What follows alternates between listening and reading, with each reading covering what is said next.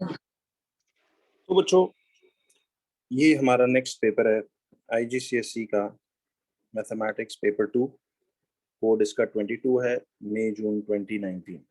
देखिए, जिनका कोड 22 होता है ये आपका जोन का पेपर है, और एक 42 होगा पेपर 4 जिसको हम कहते हैं, वो आगे देखेंगे। तो इस 1 hour 30 minutes के टाइम को आई होप आप लोग टाइमर्स लगा के अपने मॉक्स की तरह इन ईयरलीज को करते रहे, क्योंकि इसी के साथ आपका कुछ प्रैक्टिस ठीक बनेगी, वरना फिर प्रॉब्लम इसमें होता है। ठीक है जी, तो ये इंस्ट्रक्शंस है इसकी एक दफा देख लिया करें। अब जरा चलते हैं बच्चों सबसे पहले इस क्वेश्चन नंबर 1 की तरफ। देखिए, वो कहता है कि write down a prime number between 50 and 60। तो आपने 50 और 60 के दरमियान जो है आपने एक प्राइम नंबर लिखना है। तो मुझे एक बात बताइए, देखिए 50 और 60 के दरमियान जो प्राइम नंबर्स हैं, देखिए now those of you who think, वैसे तो आपको पता है कि 51, 52, 53, 50 एंड 60 के दरमियान ये सब नंबर्स होंगे, 54, 55, 56, 57, 58 एंड 59। लेकिन अब इनमें से जो प्राइम नंबर्स हैं, देखिए अगर आप में से किसी को ये लग रहा है कि शायद 51, अच्छा इतना तो हमें समझ आ जानी चाहिए कि जितने भी ये इवन नंबर्स हैं प्राइम ये नहीं हो सकते, क्योंकि ये अपने आप और 1 के अलावा 2 से भी होंगे, कुछ में भी 4 से भी हो रहे हो, फिर इस तरह करते जाएंगे, तो ये तो निकाल दें। अच्छा, अब those of you who think शायद 51 प्राइम नंबर है, तो वो आप बेशक कैलकुलेटर्स पे चेक कर लें 51 को। ये 1 और अपने अलावा 17 से भी डिवाइड होता है। तो इसका मतलब है कि देखिए ना, अगर इसको 17 से डिवाइड करें तो ये 17 3 जार, तो ये 51 पर प्राइम नहीं है। ठीक है, 53 को आप जरा करके देखिए, तो अभी चांसेस हैं कि एक या तो 53 हो सकता है, 55 भी नहीं हो सकता, क्योंकि 5 से भी, 11 से भी, अपने आप से भी, 1 से भी होता है, और 57 भी हो सकता है, बिकॉज 57 भी किसी से डिवाइड होता फील नहीं हो रहा। तो उसने कहा कि write down a prime number. तो हम यूं कर लेते हैं कि हमें अगर दिख रहा है कि इनमें से ये जो नंबर्स आपको दिए गए हैं, तो कौन कौन सा नंबर इसमें से देखिए हो सकता है। अब आपने ये बात जरा समझनी है कि देखिए 53 और 59, ये दोनों में से कोई भी आपको वो कह रहा है कि प्राइम नंबर किया जा सकता है। तो प्राइम नंबर अब तो खैर आपको ये बड़े सिंपल सवाल हैं, इस तरह 1 बाय 1 आप चेक करके ये करते जाइए। ठीक है जी। तो 57 अगर आप देखें तो सी 57 3 से डिवाइड होता है, बिल्कुल। तो 57 नहीं होगा, ये इसको 3 से आप करके देखिए, 3 1 टाइम्स और ये 3 9 टाइम्स, तो 3 19 ये होता है। तो इसका मतलब है कि या तो 53 है, बिल्कुल सही है, या 59, इन दोनों में से कोई भी आप एक वैल्यू लिख सकते हो। ठीक है जी। तो इधर आप बेशक लिख दो 53 लिख दो या 59 लिख दो, कोई सी एक, because he said write down a prime number. अच्छा जी, अब जरा चलते हैं नेक्स्ट के। इसने कहा use your calculator to work out this whole thing. देखिए, आपने इसमें सिंपली क्या करना है कि आपको इधर से एक स्क्वायर रूट दिया हुआ है, 1 माइनस ये दिया हुआ है उसने साइन ऑफ 33। तो आप कैलकुलेटर पे सिंपली ना इस तरह से इसको फीड इन करो जैसे इसने दिया हुआ है। तो इसका आप ब्रैकेट क्लोज करके होल स्क्वायर कीजिए। तो इसको जब आप इक्वल टू प्रेस करेंगे तो ये आपके पास जवाब आएगा 0.8386। देखिए, तो simply if you feed in this whole thing on a calculator, एक बार दोबारा पेशक कर लीजिए कि आप 1 लिखेंगे, माइनस ब्रैकेट खोलेंगे और उसमें साइन ऑफ 33 का ब्रैकेट तो अलग बंद करके फिर साइन का ब्रैकेट अलग बंद करना है और ऊपर स्क्वायर लेना। तो इधर आपके पास ये आ जाएगा 0.8386। तो इसका मतलब है कि ये 0.8386 होगा, जो कि अब आप 0.839 कर देंगे तो ये आपके पास 0.839 आंसर होगा। तो अब जरा देखिए कि इसमें 0.839 जो जवाब है, तो सी हमारा मार्क्स स्कीम में आंसर जो है वो 0.839 इस तरह से आ रहा है। ठीक है। अब जरा देखिए बच्चों, ये जो नेक्स्ट क्वेश्चन है जो कि एक रिकरिंग डेसिमल का है। देखिए, रिकरिंग भी बड़ा एक सिंपल सा कॉन्सेप्ट है। जब ये देखिए आपको इसने 0.7 के ऊपर आप गौर से देख रहे हो कि एक डॉट सा डला हुआ है, इस 0.7 के ऊपर एक डॉट सा डला हुआ है। तो आप इसको सिंपली यूं करो कि इसको हमने रिकरिंग डेसिमल को एज अ फ्रैक्शन लिखना है। तो इसका मतलब ये होता है कि जैसे ये आपको 0.7 के ऊपर ये डॉट दिया हुआ है ना, तो आप इसको यूं मान लो कि जैसे ये x की वैल्यू है। तो अब जरा देखिए कि यहाँ पे ये 0.7 के ऊपर डॉट का मतलब है कि ये 0.777 ये यूं चलता जा रहा है। ठीक है। तो अब जरा मुझे एक बात ये बताइए कि इधर से मैं अगर देखो इसको यहाँ से यूं कर दूं कि कितने प्लेसेस इसको शिफ्ट करने से यहाँ पे ये आपके पास जो है वो एक होल नंबर में कन्वर्ट होगा। तो इसको एक सिंपल सा तरीका मैं आपको और भी बताता हूँ। तो देखिए बच्चों, आपने ना इसको x अज्यूम करना है। 0.7 के ऊपर ये डॉट का मतलब होता है कि ये 0.77777 चलता जा रहा है। देखिए इसका एक बड़ा सिंपल सा प्रोसीजर है, 1 मार्क क्वेश्चन आता है, कोई इतना हैवी काम नहीं है। आपने ये देखना है कि देखो इस डेसिमल को मैं कितने, देखिए इस यानी इस x की इक्वेशन को मैं कितने से मल्टीप्लाई करूं कि ये जो डेसिमल यहाँ जब देखिए शिफ्ट होगा, अगर मैं इसको एक दफा इंटू 10 कर दूं तो सी ये आएगा आपके पास 10x इज इक्वल टू, ये डेसिमल एक कदम राइट पे शिफ्ट होके ये बन जाएगा 7.777 इस तरह करके। अब देखिए ये आपके पास 10x इज इक्वल टू आ गया 7.777 इस तरह करके, और आपका x का जवाब जो था वो 0.7777 था। यानी आपने इस डेसिमल को इस हद तक शिफ्ट करना है कि डेसिमल से इधर और डेसिमल से इधर जो है आपको बिल्कुल एक जैसे फिगर्स एक दूसरे के नीचे यूं आना शुरू हो जाए। तो जब ऐसा होगा तो आपने इसके लिए इंटू 10 मिनिमम किया इसको, तो जब माइनस करेंगे तो ये आएगा आपके पास 9x। देखिए अब आपने 10x में से x माइनस किया तो ये 9x आ गया, और 7.777 में से 0.777 माइनस किया तो ये आपके पास पूरा बच गया 7 करके। ठीक है, और फिर इधर से आपने x को जब सब्जेक्ट बनाया तो इट बिकम्स 7/9।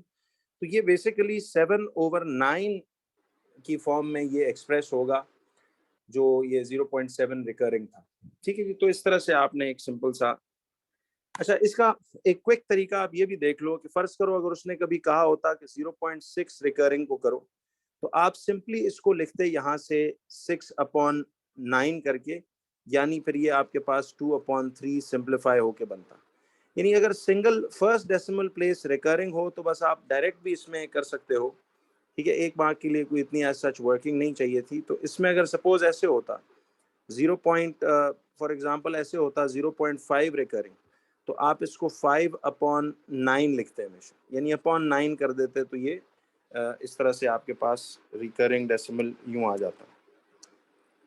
तो अब इसी तरह से अगर ये आपके पास यूं दिया होता सिंगल डेसिमल प्लेस, तो इसको डायरेक्टली भी लोग करते हैं। मिसाल के तौर पे अगर ये यूं दिया होता 0.3 रिकरिंग होता, तो आप इसको लिखते 3/9 और फिर उसको फर्दर सिंप्लीफाई करके 1/3, यानी फिर इसका जवाब 1/3 लिखा जाता है। तो इस तरह फिलहाल आप इसको single decimal first decimal place का रिकरिंग हो तो डायरेक्ट उस वैल्यू को ही डिवाइड बाय 9 कर दें। तो जैसे यहाँ ये था, इस लंबे चौड़े प्रोसीजर को चले फिलहाल जाने दें। फॉर 1 मार्क आप इसको स्ट्रेट ही रखें। ठीक है, तो हम इसको यहाँ से यही करेंगे, 0.7 रिकरिंग है तो इसका मतलब है कि आप इसे 7/9 कर दें। अगर ये फ्रैक्शन कहीं सिंप्लीफाई होता है तो फिर आप इसको सिंप्लीफाई करेंगे। ठीक है, this how you do it. अच्छा जी, अब ये आ गया आपके पास 7/9। तो if you look back at the answer तो कुछ यही होगा जवाब, तो इट्स 7/9। ठीक है जी, ये 1 मार्क का काम है। तो अब चलिए ज़रा आगे। क्वेश्चन नंबर 4 में कहता है कि कंप्लीट ईच स्टेटमेंट। देखिए कहता है a quadrilateral with only one pair of parallel sides is called a quadrilateral, यानी 4 साइडेड फिगर जिसमें सिर्फ one pair of parallel sides हों। तो आप देखिए ना, एक क्वाड्रिलैटरल है यानी 4 साइडेड फिगर है जिसमें सिर्फ एक पेयर पैरेलल साइड्स की है, बाकी पैरेलल नहीं है। तो ये कौन सा क्वाड्रिलैटरल बनता है? See this is basically a trapezium then. ठीक है, इज कॉल्ड अ ट्रेपीजियम। और दूसरे पार्ट में वो कहता है कि an angle greater than 90 degree but less than 180 is called, greater than 90 less than 180 को तो नेमिंग तक देखो ये आपसे इस तरह पूछ रहा है जो हमने इसमें यूँ की थी। तो ये फॉर 2 मार्क्स बेसिकली आप ज़रा चेक कर लीजिए कि देखिए एक ट्रेपीजियम है और एक ऑब्ट्यूज एंगल, ये जवाब हमारा आ गया। इसी तरह से अब देखिए क्वेश्चन नंबर 5 में कहता है the distance between Prague and Vienna is 254 kilometres. The local time in Prague is the same as the local time in Vienna. A train leaves Prague at 15:20 and arrives in Vienna at 19:50 the same day. Calculate the average speed of the train. अब चूंकि time difference नहीं है, आपने देखिए distance आपको दिया हुआ है 254 किलोमीटर्स, जो प्राग और वियना में डिस्टेंस है। टाइम हम इसका देखिए कैसे निकालेंगे और अल्टीमेटली हमने स्पीड उसकी कैलकुलेट करनी है। टाइम यूँ निकलेगा कि देखिए ये ट्रेन जो है प्राग को लीव करती है एट 15:20, तो हमने इसका याद है इस तरह से 15:20 इसका डिपार्चर टाइम है और वियना में वो 1950 पे आई उसी दिन, तो 1950 पे। तो इसका मतलब है कि ये जो ड्यूरेशन ऑफ द जर्नी है ये तो ऐसी ही निकलेगी ना, 1950 में से 15:20 हम माइनस करेंगे। तो देखिए ये आपको पता है कि ये मिनट्स वाला सेक्शन होता है और ये आवर्स वाला सेक्शन होता है। तो 50 ये आएगा आपके पास 30 और ये आएगा आपके पास 4। इसका मतलब है कि ये 4 घंटे 4 आवर्स एंड 30 मिनट्स उसकी उस जर्नी को लगे। तो अब इस 4 आवर्स और 30 मिनट्स के टाइम को क्या हम इसको यूँ लिख सकते हैं कि ये आपके पास 4.5 आवर्स है, क्योंकि हमने स्पीड देखिए ना, स्पीड हमने किलोमीटर्स पर आवर में निकालनी है, तो इस 4 आवर्स 30 मिनट्स को पूरी तरह 4.5 आवर्स में तब्दील कर दें। तो speed will be distance upon time. तो डिस्टेंस हमारे पास आएगा 254 किलोमीटर्स अपॉन टाइम जो है हमारे पास 4.5 आवर्स होगा। तो बताइए कि फिर स्पीड इसकी कितनी निकली।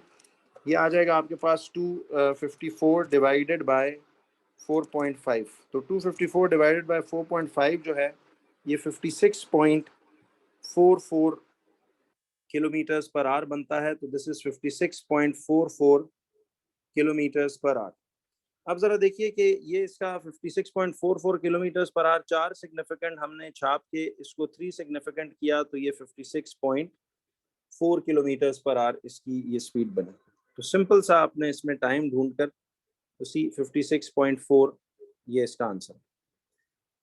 अब बच्चों जरा देखिए इसके नेक्स्ट क्वेश्चन पे, वो कहता है कि सॉल्व करो द इक्वेशन दिस थिंग। तो देखिए आपने इसको जब सॉल्व करना है तो आपने सबसे पहले कि 9f plus 11 equal to 3f plus 23, इसको बड़े फॉन्ट में लिख रहा हूँ। तो अब ये 3f जाहिर है आप इस तरफ ले आओगे, 9f माइनस 3f हो जाएगा और ये 11 जो है आप उस तरफ ले जाओ तो 23 माइनस 11 हो गया। तो ये आपके पास बचता है 6f इक्वल टू, ये 12 रह गया ऐसे करके। तो फिर f would be equal to 12 upon 6, तो f will be equal to 2। तो ये आपके पास f की वैल्यू ऐसे करके ये 2 निकल आएगी। तो इसका मतलब है कि f की वैल्यू यहाँ से 2 आ गई। तो आप अगर इसको बैक से चेक कर लें तो we quickly look into the answer, तो f की वैल्यू 2 ही है। अब जरा देखिए क्वेश्चन नंबर 7 में, देखिए अब मैंने रिविजन आपको काफी इसमें दी, तो अब जरा डायरेक्ट सॉल्यूशंस पे भी बात करेंगे, रिकॉल्स भी चीजों का देखेंगे। तो वो कहता है कि calculate the area of this triangle. अब देखो बच्चों आप सबको पता है कि ट्राइंगल इस किस्म का हो तो एरिया का फॉर्मूला तो हमेशा half into base into height ही है। आपको याद है बेस इस पूरी को लेंगे और हाइट जो है वो इस पोर्शन को लेंगे, तो हमारे पास आएगा ये हाफ इंटू बेस आ जाएगी 8.4 इंटू हाइट आ जाएगी 3.5। तो इसका मतलब है कि एरिया आपके पास आएगा हाफ इंटू बेस 8.4 है इंटू हाइट 3.5 है। तो ये कितना आ जाएगा आपके पास, हाफ इंटू 8.4 इंटू 3.5, ये 14.7 सेंटीमीटर स्क्वायर। तो ये तो एग्जैक्टली 3 सिग्निफिकेंट है, तो इसको फिर हम यूं ही लिख लेते हैं। ठीक है जी। तो ये आपके पास एरिया का जवाब निकल आया एज 14.7। तो सी इट्स दिस मच 14.7। अब जरा चलिएगा अगले क्वेश्चन पे कि तो आपको याद है ना इस तरह के ट्रायंगल में हमेशा बेस पूरी लेते हैं और हाइट ये वाली लेते हैं। ठीक है, तो इस तरह से हमारा फिर वो निकल आता है। अच्छा अब देखिए कहता है right 0.047883 correct to 2 significant figures. तो आप लोग जरा गौर से देखिए कि इसको करेक्ट टू 2 सिग्निफिकेंट फिगर्स लिखना है। बच्चों ये बात तो सबको याद है कि देखिए इधर से चलते हुए पहला नॉन जीरो नंबर आपका पहला सिग्निफिकेंट होता है, दूसरा दूसरा सिग्निफिकेंट होगा। तो हमने 2 सिग्निफिकेंट फिगर्स की राउंडिंग में हेल्प लेनी है इस थर्ड वाली। अब ये 8 आपका हेल्पर डिजिट है, तो 8 5 से अबव है तो इधर 1 ऐड हो जाएगा, तो ये 0.048 बनना चाहिए। और जो हेल्पर डिजिट और उससे बियॉन्ड के जीरोस हैं अगर वो डेसिमल सेक्शन में लाए करें तो याद है इनको हम नहीं कंसिडर करते, तो ये 0.048 इसका जवाब होगा। फिर वो कहता है कि पार्ट बी में कहता है कि write down this value in the standard form. तो मुझे बताइए कि अब इसको जब हम स्टैंडर्ड फॉर्म में लिखेंगे तो यहाँ से ये 1 प्लेस 2 प्लेस और ये 3 प्लेस जाएगा, तो ये 5.27 इंटू 10 पावर 3 होगा ना इससे। तो ये जब 3 प्लेसेस जाएगा तो गौर कीजिए कि यहाँ से जब हम इधर जा रहे हैं तो देखिए नंबर लाइन पे 3 कदम इधर जाएं तो +3 होता है, लेकिन जब डेसिमल 3 कदम इधर जाएगा तो वो -3 होगा। तो यहाँ से हम इसको क्या लगा सकते हैं, ये -3 लगाएंगे। तो 5.27 इंटू 10 पावर -3। तो देखिए ये आप लोग कैलकुलेटर्स पे भी इसको अगर यूं लिखो ना 0.00527 और =2 प्रेस करें और फिर उसको वो लिखें तो वो SD का बटन दबाने से वो खुद ही स्टैंडर्ड फॉर्म में भी आ जाएगा। 5.27 इंटू 10 पावर -3 कैलकुलेटर पे भी वही है। अच्छा, अब वो कहता है कि find the highest common factor HCF of 90 and 48। तो आपने 90 और 48 का HCF निकालना है। बच्चों HCF में आपको याद है कि आप इधर ऐसा नंबर डिवीजन के लिए सेलेक्ट करते हो जो इन दोनों नंबरों को कलेक्टिवली डिवाइड करता हो। जैसे 2 करता है तो मैं 2 45 टाइम्स 2 2 टाइम्स 2 4 टाइम्स। अब देखो इसमें मैं यहाँ पे 2 सेलेक्ट इसलिए नहीं कर सकता कि 2 इसको डिवाइड नहीं करेगा, इसको तो कर देगा बट इसको नहीं करेगा। HCF में याद रखें you pick up such a number जो कि सारों को डिवाइड करता हूँ। तो अगर मैं 3 से करूँ तो 3 दोनों को करता है, तो 3 15 टाइम्स एंड 3 8 टाइम्स। अब देखिए कोई ऐसा और फिगर नहीं है जो इनको कॉमनली डिवाइड करता हो, तो HCF का हमारा रिजल्ट फिर बस इन्हीं दो नंबरों को आपस में हम मल्टीप्लाई करेंगे तो 2 3 टाइम्स, तो HCF हमारा आ जाएगा 2 3 ज़ा 6। तो इसका मतलब है कि ये 2 3 ज़ा 6 ऐसे करके आ गया।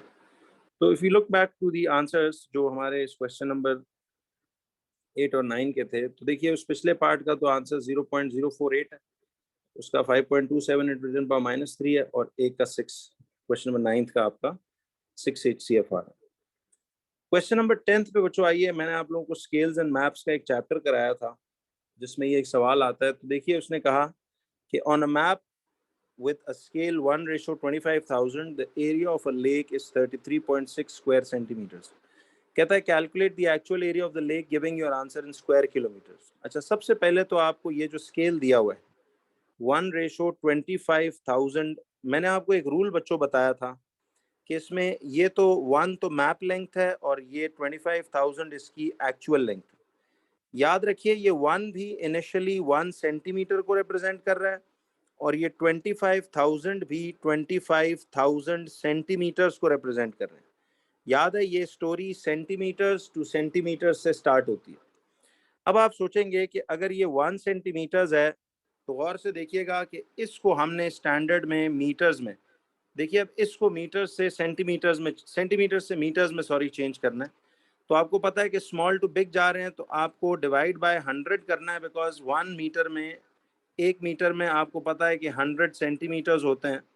तो आपने इस 100 के फिगर से डिवाइड करना है, तो 25,000 को डिवाइड बाय 100 करोगे तो ये 250 मीटर्स आ जाएगा। तो ये आ गया आपके पास 250 मीटर्स। और तीसरा स्टैंडर्ड अब ये है कि 1 सेंटीमीटर को आपने किलोमीटर्स में चेंज करना है। तो मीटर से किलोमीटर्स में डिवाइड बाय 1000 करेंगे तो ये 0 पॉइंट कितना आ जाएगा, ये 0.25। तो इसका मतलब ये हुआ कि ये आपके पास 0.25 ऐसे करके निकल आएगा। ठीक है जी। तो अब ये हमारे पास ये 3 स्टैंडर्ड्स इस तरह से निकल आए। तो अब वो हमें कहता है कि calculate the actual area of the lake, actual area of the lake giving your answer in square kilometres. अच्छा जी, तो अब आपको देखिए एरिया की डिस्कशन हो रही है। तो आपने चूंकि देखो इसने यहाँ पे हमें सेंटीमीटर स्क्वायर सेंटीमीटर्स का एरिया दिया हुआ है और एक्चुअल स्क्वायर किलोमीटर्स में मांग रहा है। तो हम ये जो स्टैंडर्ड नंबर 3 है ये वाला, इस स्टैंडर्ड को यूज करेंगे। पहले इसमें से याद है एरिया वाला स्टैंडर्ड निकालेंगे कि 1 सेंटीमीटर ऑन द मैप असल में 0.25 किलोमीटर को रिप्रेजेंट करता है। याद है, तो ये वो स्टैंडर्ड लेके अब इसको दोनों साइडों पे स्क्वायर लेकर हम इसमें से पहले एरिया वाला स्टैंडर्ड निकालेंगे कि देखिए 1 का स्क्वायर 1 ही होता है, सी 1 का स्क्वायर तो 1 ही होगा और CM का स्क्वायर CM स्क्वायर होगा। तो 1 CM square is equal to, अब जरा चेक कीजिए 0.25 इंटू 0.25, तो ये आ जाएगा आपके पास 0.0625। तो दिस इज 0.0625 किलोमीटर स्क्वायर, ये आपके पास इसका एरिया आ जाएगा। तो ये है वो स्टैंडर्ड जो हमारा 1 CM स्क्वायर को 0.0625 किलोमीटर स्क्वायर से लिंक करता है। Now see what we are gonna do is कि 1 CM स्क्वायर अगर 0.0625 किलोमीटर स्क्वायर है तो आप गौर कीजिए कि यहां तक जो हमने इसको यूं किया हुआ है, तो जरा चेक कीजिएगा, ये अब हमारा वो स्टैंडर्ड बन गया। देखो बच्चों, अगर 1 सेंटीमीटर स्क्वायर हम कहते हैं 0.0625 किलोमीटर स्क्वायर के बराबर है, तो ये जो उसने एरिया उस लेक का बोला है 33.6 सेंटीमीटर स्क्वायर, ये उस हिसाब से कितने किलोमीटर स्क्वायर के बराबर होगा? क्रॉस मल्टीप्लाई करेंगे तो ये आएगा 33.6 इंटू 0.0625। तो आपका x का जवाब कितना आता है? जरा ये कैलकुलेटर पे चेक कीजिए। 33.6 इंटू 0.0625, तो ये आ जाएगा आपके पास 2.1। देखिए, दिस इज 2.1 किलोमीटर स्क्वायर। तो इधर आप इसको फिर 2.1 का जवाब यूं लिख देंगे। तो बच्चों, समझ में आया आप सबको कि देखिए, हमने पहले देखो इस पूरे स्केल से ये समझा कि इसमें ये 1 भी सेंटीमीटर होता है, ये 25,000 भी सेंटीमीटर्स होता है, और हमने फिर इसको 1 सेंटीमीटर को, ये जो यानी मैप के ऊपर 1 cm का जो लेंथ है वो रियलिटी में 25,000 cm को रिप्रेजेंट कर रहा है। तो आपने इस 25,000 cm को पहले मीटर्स में चेंज किया, डिवाइड बाय 100 करके, फिर मीटर्स को किलोमीटर्स में चेंज किया। क्वेश्चन चूंकि सेंटीमीटर स्क्वायर्स और किलोमीटर स्क्वायर्स का दिया हुआ था, तो हमने ये स्टैंडर्ड यूज करके एरिया को, उस स्टैंडर्ड को पहले एरिया के स्टैंडर्ड में कन्वर्ट किया। बाय स्क्वायरिंग बोथ साइड्स हमने उसको कन्वर्ट किया, तो हमारे पास ये जवाब आया 1 cm square is equal to इतना किलोमीटर स्क्वायर।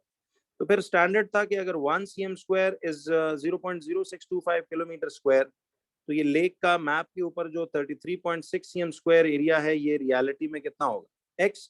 तो फिर इस x को आप क्रॉस मल्टीप्लाई करके यहाँ से ये जवाब निकाल लेते। This is the answer for this. तो लेट्स चेक कि हमने इसमें कोई मिस्टेक तो नहीं की। तो ये 22.1, सॉरी, ये आपके पास इधर से ऐसे आ, ठीक है जी। अब जरा देखिए इसमें नेक्स्ट जो है, अब देखो वो कहता है कि, देखिए वो सवाल कहता है कि write down the matrix that represents an enlargement with a scale factor 3 and centre 0, 0। आप लोगों को बच्चों मैंने एक बात बताई थी, याद है कि जब भी आप एनलार्जमेंट की मैट्रिक्स बना रहे हो, ठीक है, तो एनलार्जमेंट की मैट्रिक्स बनाते वक्त आपको उसकी K0, 0K, जिसमें ये K की जगह आपने सिर्फ वो स्केल फैक्टर डालना होता है। तो इधर उसने स्केल फैक्टर 3 दिया हुआ है, तो एनलार्जमेंट का मैट्रिक्स 3, 0 और ये 0, 3 ऐसे करके है। तो इसका मतलब है कि ये मैट्रिक्स आपकी इधर आ जाएगी 3, 0 एंड 0, 3। तो इसकी कोई खास वर्किंग करने की जरूरत नहीं है, डायरेक्ट ही आपको पता था K0, 0K इसको किया जा सकता है, ठीक है। तो इफ यू चेक बैक, तो आपको जवाब इसमें मिलेगा सी, ये वही 3003। इसका मैंने आपको टेक्निक डायरेक्ट बताया था, K0, 0K वाली बात था, याद है? अच्छा, क्वेश्चन नंबर 12 में देखिए, अब कहता है कि सिंप्लीफाई करो। नाउ सी, हमें कह रहा है कि इसको सिंप्लीफाई कीजिए 5m square into 2m cube. तो ये बात तो आप सबको पता है कि देखिए ये नंबर्स आपस में 5 2 टाइम्स क्या हो जाएंगे, ये 5 2s are 10 हो जाएंगे, और m square into m cube. अब सेम बेसिस मल्टीप्लाई हो रहे हों तो पावर्स ऐड हो जाती है ना, तो ये आएगा 10m पावर 2 प्लस 3, तो ये आएगा 10m पावर 5। तो this will be your final answer, 10m power 5 ऐसे करके। तो इसका मतलब है कि ये 10m पावर 5, ये इसका जवाब यूं करके आएगा। अब जरा देखिए बी पार्ट में कहता है कि आपको x पावर 8 3 ये दिया हुआ है, तो ये x पावर 8 3 24 होगा। तो आप इसमें सिंपली x पावर 24 ऐसे लिख देंगे। ये तो सिंपल इंडिसेस वाले सवाल थे। तो if you want to check, तो यहां से आप देख लीजिए कि इसका जवाब जो है, see this is 10m power 5 ये आ रहा है, और x पावर 24 ये फाइनल आंसर, ठीक है। तो moving on to question number 13, कहता है कि using without using calculators work out this thing. तो मुझे ये बताइए, आपने सारे स्टेप्स, एक तो उसने कहा कि शो करने हैं, तो ये आ रहा है ऐसे करके। तो देखिए आपको पता है कि सबसे पहला काम कि इस मिक्स नंबर्स को इम्प्रॉपर फ्रैक्शन में चेंज करें। तो ये 4 2s are 8 प्लस 1, ये 9/4 डिवाइडेड बाय 3/7। तो अब 9/4 इंटू 7/3 है। अब देखिए जब ये फ्रैक्शंस हैं बच्चों, तो these fractions are basically multiplying. तो आप क्या करोगे, यहाँ से आप इनको क्रॉस में करोगे, 3 1 टाइम्स 3 3s are, तो ये आता है 3 7s are 21/4, ठीक है जी। तो जब ये कटिंग हो जाए क्रॉस में तो फिर आपके पास ये जो रह गए तो 3 7 21 हो जाएगा और 4 1 4 हो जाएगा। लेकिन बच्चों आपने इस जवाब को इस फॉर्मेट में नहीं छोड़ना। ठीक है जी। उसने इधर बोला हुआ भी है वैसे कि give your answer as a mix number in the simplest form. तो ये ना भी कहता तो हमें बात पता थी कि 21/4 को हम यहाँ नहीं छोड़ेंगे, बल्कि इसको 21/4 को ऐसे करेंगे तो 4 5 20 आ जाएगा। तो ये 1 करेंगे तो 5 होल 1/4 है, तो दिस इज 5 होल 1/4 ऐसे करके ये यूं आ जाएगा। ठीक है जी। तो इसका मतलब है कि ये 5 होल 1/4 ये आपके पास इस तरह से 3 मार्क का प्रोसीजर पूरा आएगा। ठीक है जी। तो उसने कहा था कि इसको मिक्स नंबर्स में जवाब दीजिए और सिंपलेस्ट फॉर्म में लिखें। तो ये आप देख रहे हो पूरा उसने ऐसे करके एंड पे ये 5 होल 1/4 इस तरह का जवाब दिया। तो अब जरा देखिए क्वेश्चन नंबर 14 में वो क्या कहता है। 14 सवाल है जी रिगार्डिंग साइमल्टेनियस इक्वेशंस के सॉल्यूशंस का। तो ये तो हम बहुत दफा कर चुके हैं बच्चों। इसमें देखिए मैंने आपको क्या बताया था कि सबसे पहला काम होता है कि आप दोनों इक्वेशंस में से देखें कि कोई वेरिएबल अकेला तो नहीं, none of it is alone. तो बस ठीक है, फिर पहली इक्वेशन में से उस वेरिएबल x को ही हम सब्जेक्ट बना लेंगे। 5x plus 8y is equal to 4 है। अब इसमें से x को सब्जेक्ट बनाते हैं तो ये x आएगा आपके पास 5x आएगा 4 माइनस 8y और x will B 4 minus 8y upon 5। ये आपके पास इक्वेशन नंबर 3 बन जाएगी इसकी। ठीक है जी। This was C equation 1, this was equation 2 और ये इक्वेशन 3 हमने बना ली। अच्छा, अगर सब्जेक्ट आपने इक्वेशन 1 से बनाया है तो पुट उसको इक्वेशन 2 में करेंगे। तो ये आपके पास आएगा हाफ इंटू एक्स का जवाब आएगा हाफ इंटू आपके पास ही आ जाएगा इस तरह से। चलिए इसको पहले हम यूं पूरा लिख लेते हैं ताकि ये कंफ्यूजन ना हो कि half x plus 3y is equal to 7 होगा। ठीक है जी। अब इसमें आ गया आपके पास हाफ की जगह अगर देखिए आप इधर से 0.5 भी लिखते हो तो चलेगा, लेकिन चलिए हम इसको हाफ ही रहने देते हैं। तो हाफ इंटू एक्स की जगह तो अब क्या लग जाएगा, देखो एक्स इज इक्वल टू इस पूरी चीज के ना, तो ये आ जाएगा आपके पास 4 माइनस 8y अपॉन 5। ठीक है, 4 minus 8y upon 5 plus 3y is equal to 7।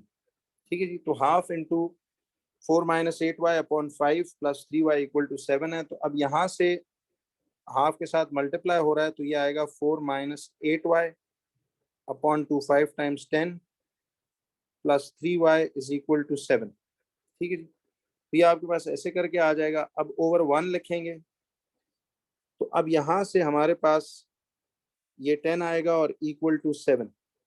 अब देखिए सारी अलजेब्रिक वर्किंग है तो ये एलसीएम इंटू 10 ये इंटू 10 हो गया। तो ये 4 माइनस 8y होगा और प्लस 30y। ठीक है जी। तो इस तरह से आपने यूं कर लेना। तो देखिए ना अब ये हाफ पूरा इसके साथ मल्टीप्लाई हो रहा है तो एक्चुअली मैंने न्यूमरेटर्स को आपस में और डिनोमिनेटर्स को आपस में किया, तो इसलिए 4 माइनस 8y अपॉन 10 बन गया।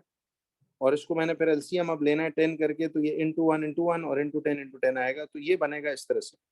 Now the next thing was कि इसमें हम 4 plus 22y upon 10 is equal to 7 कर दें। ठीक है जी। तो 4 plus 22y upon 10 equal to 7। अब यहाँ से ये 7 ऊपर जाएगा तो 4 plus 22y is equal to 70 आ जाएगा और फिर 22y is equal to 70 minus 4। तो 22y इज इक्वल टू 66। तो y इक्वल टू 66 अपॉन 22 आएगा तो y will be equal to ये आ जाएगा आपके पास आई गेस 3 आ जाएगा। तो y की वैल्यू तो आ गई आपके पास 3 ऐसे करके। अच्छा बच्चों जब y निकल आई तो फिर वही जो सब्जेक्टेड इक्वेशन x की बनाई थी इसको जरा वापस कंसल्ट करेंगे। x equal to 4 minus 8y upon 5 ये ऐसे आ जाएगा। तो अब आपके पास ये आएगा 4 माइनस 8 इंटू वाई कितना है 3 है अपॉन 5। तो x equal to 4 minus 8 3 24 upon 5 हो जाएगा। तो ये आएगा -20 अपॉन 5। तो x इज इक्वल टू -4 आएगा। तो see this is how basically हम लोग इसको यूं सॉल्व करेंगे। तो अब हमारे पास ये आ रहा है x की वैल्यू आ रही है -4 और y की वैल्यू आ रही है ऐसे पॉजिटिव। ठीक है। तो इफ यू चेक बैक तो आपके पास x का जवाब सी -4 है और y की वैल्यू 3 आ रही, तो दोनों बिल्कुल सही हमने किए, तो ये 3 मार्क्स का ये चीज आती है।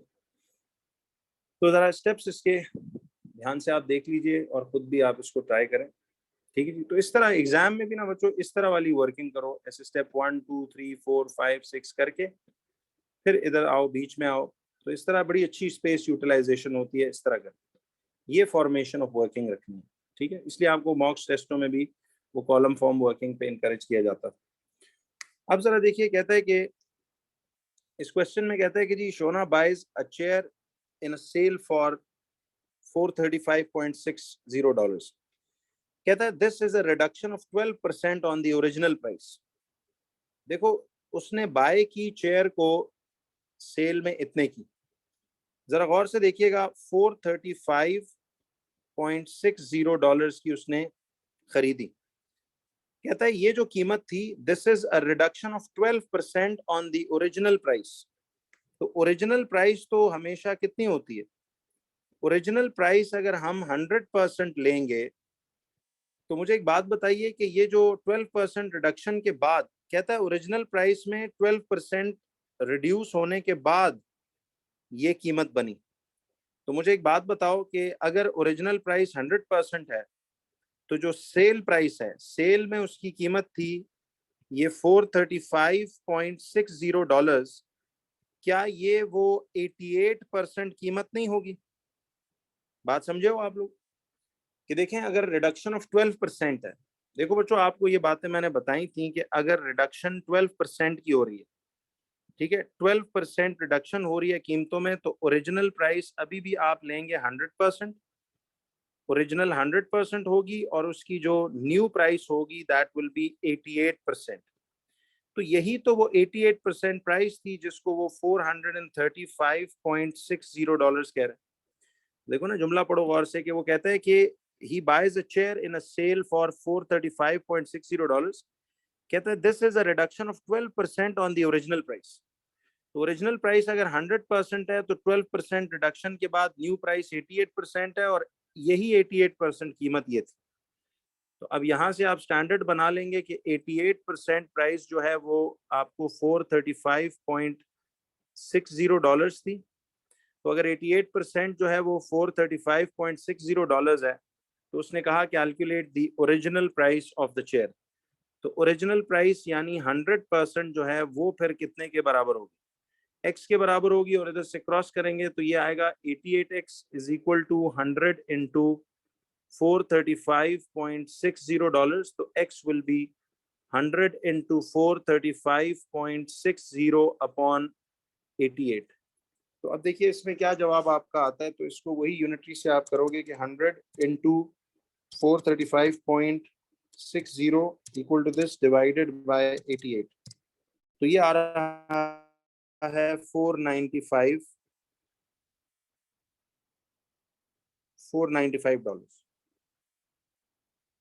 तो इसका मतलब है कि उसकी जो असली कीमत थी, ओरिजिनली पूछी थी ना उसने, 100% हमने इसीलिए निकाली। तो वो डॉलर का देखो अब यूनिट दिया हुआ है, आपने सिर्फ इधर 495 लिखना। जी बस ये इस तरह से आपको 3 मार्क्स इस तरह दे रहा है। तो ये $495 ये आपका जवाब आ रहा है। I hope it's clear to you किस तरह से इसको हम कर रहे हैं। क्वेश्चन नंबर 16 पे बच्चों आइए। देखिए उसने हमें इस सवाल में ये कहा है कि by shading the unwanted regions of the grid, find and label the region R that satisfies the 3 inequalities। अब इन 3 inequalities को जो रीजन सेटिस्फाई करता है आपने वो फाइंड करना है।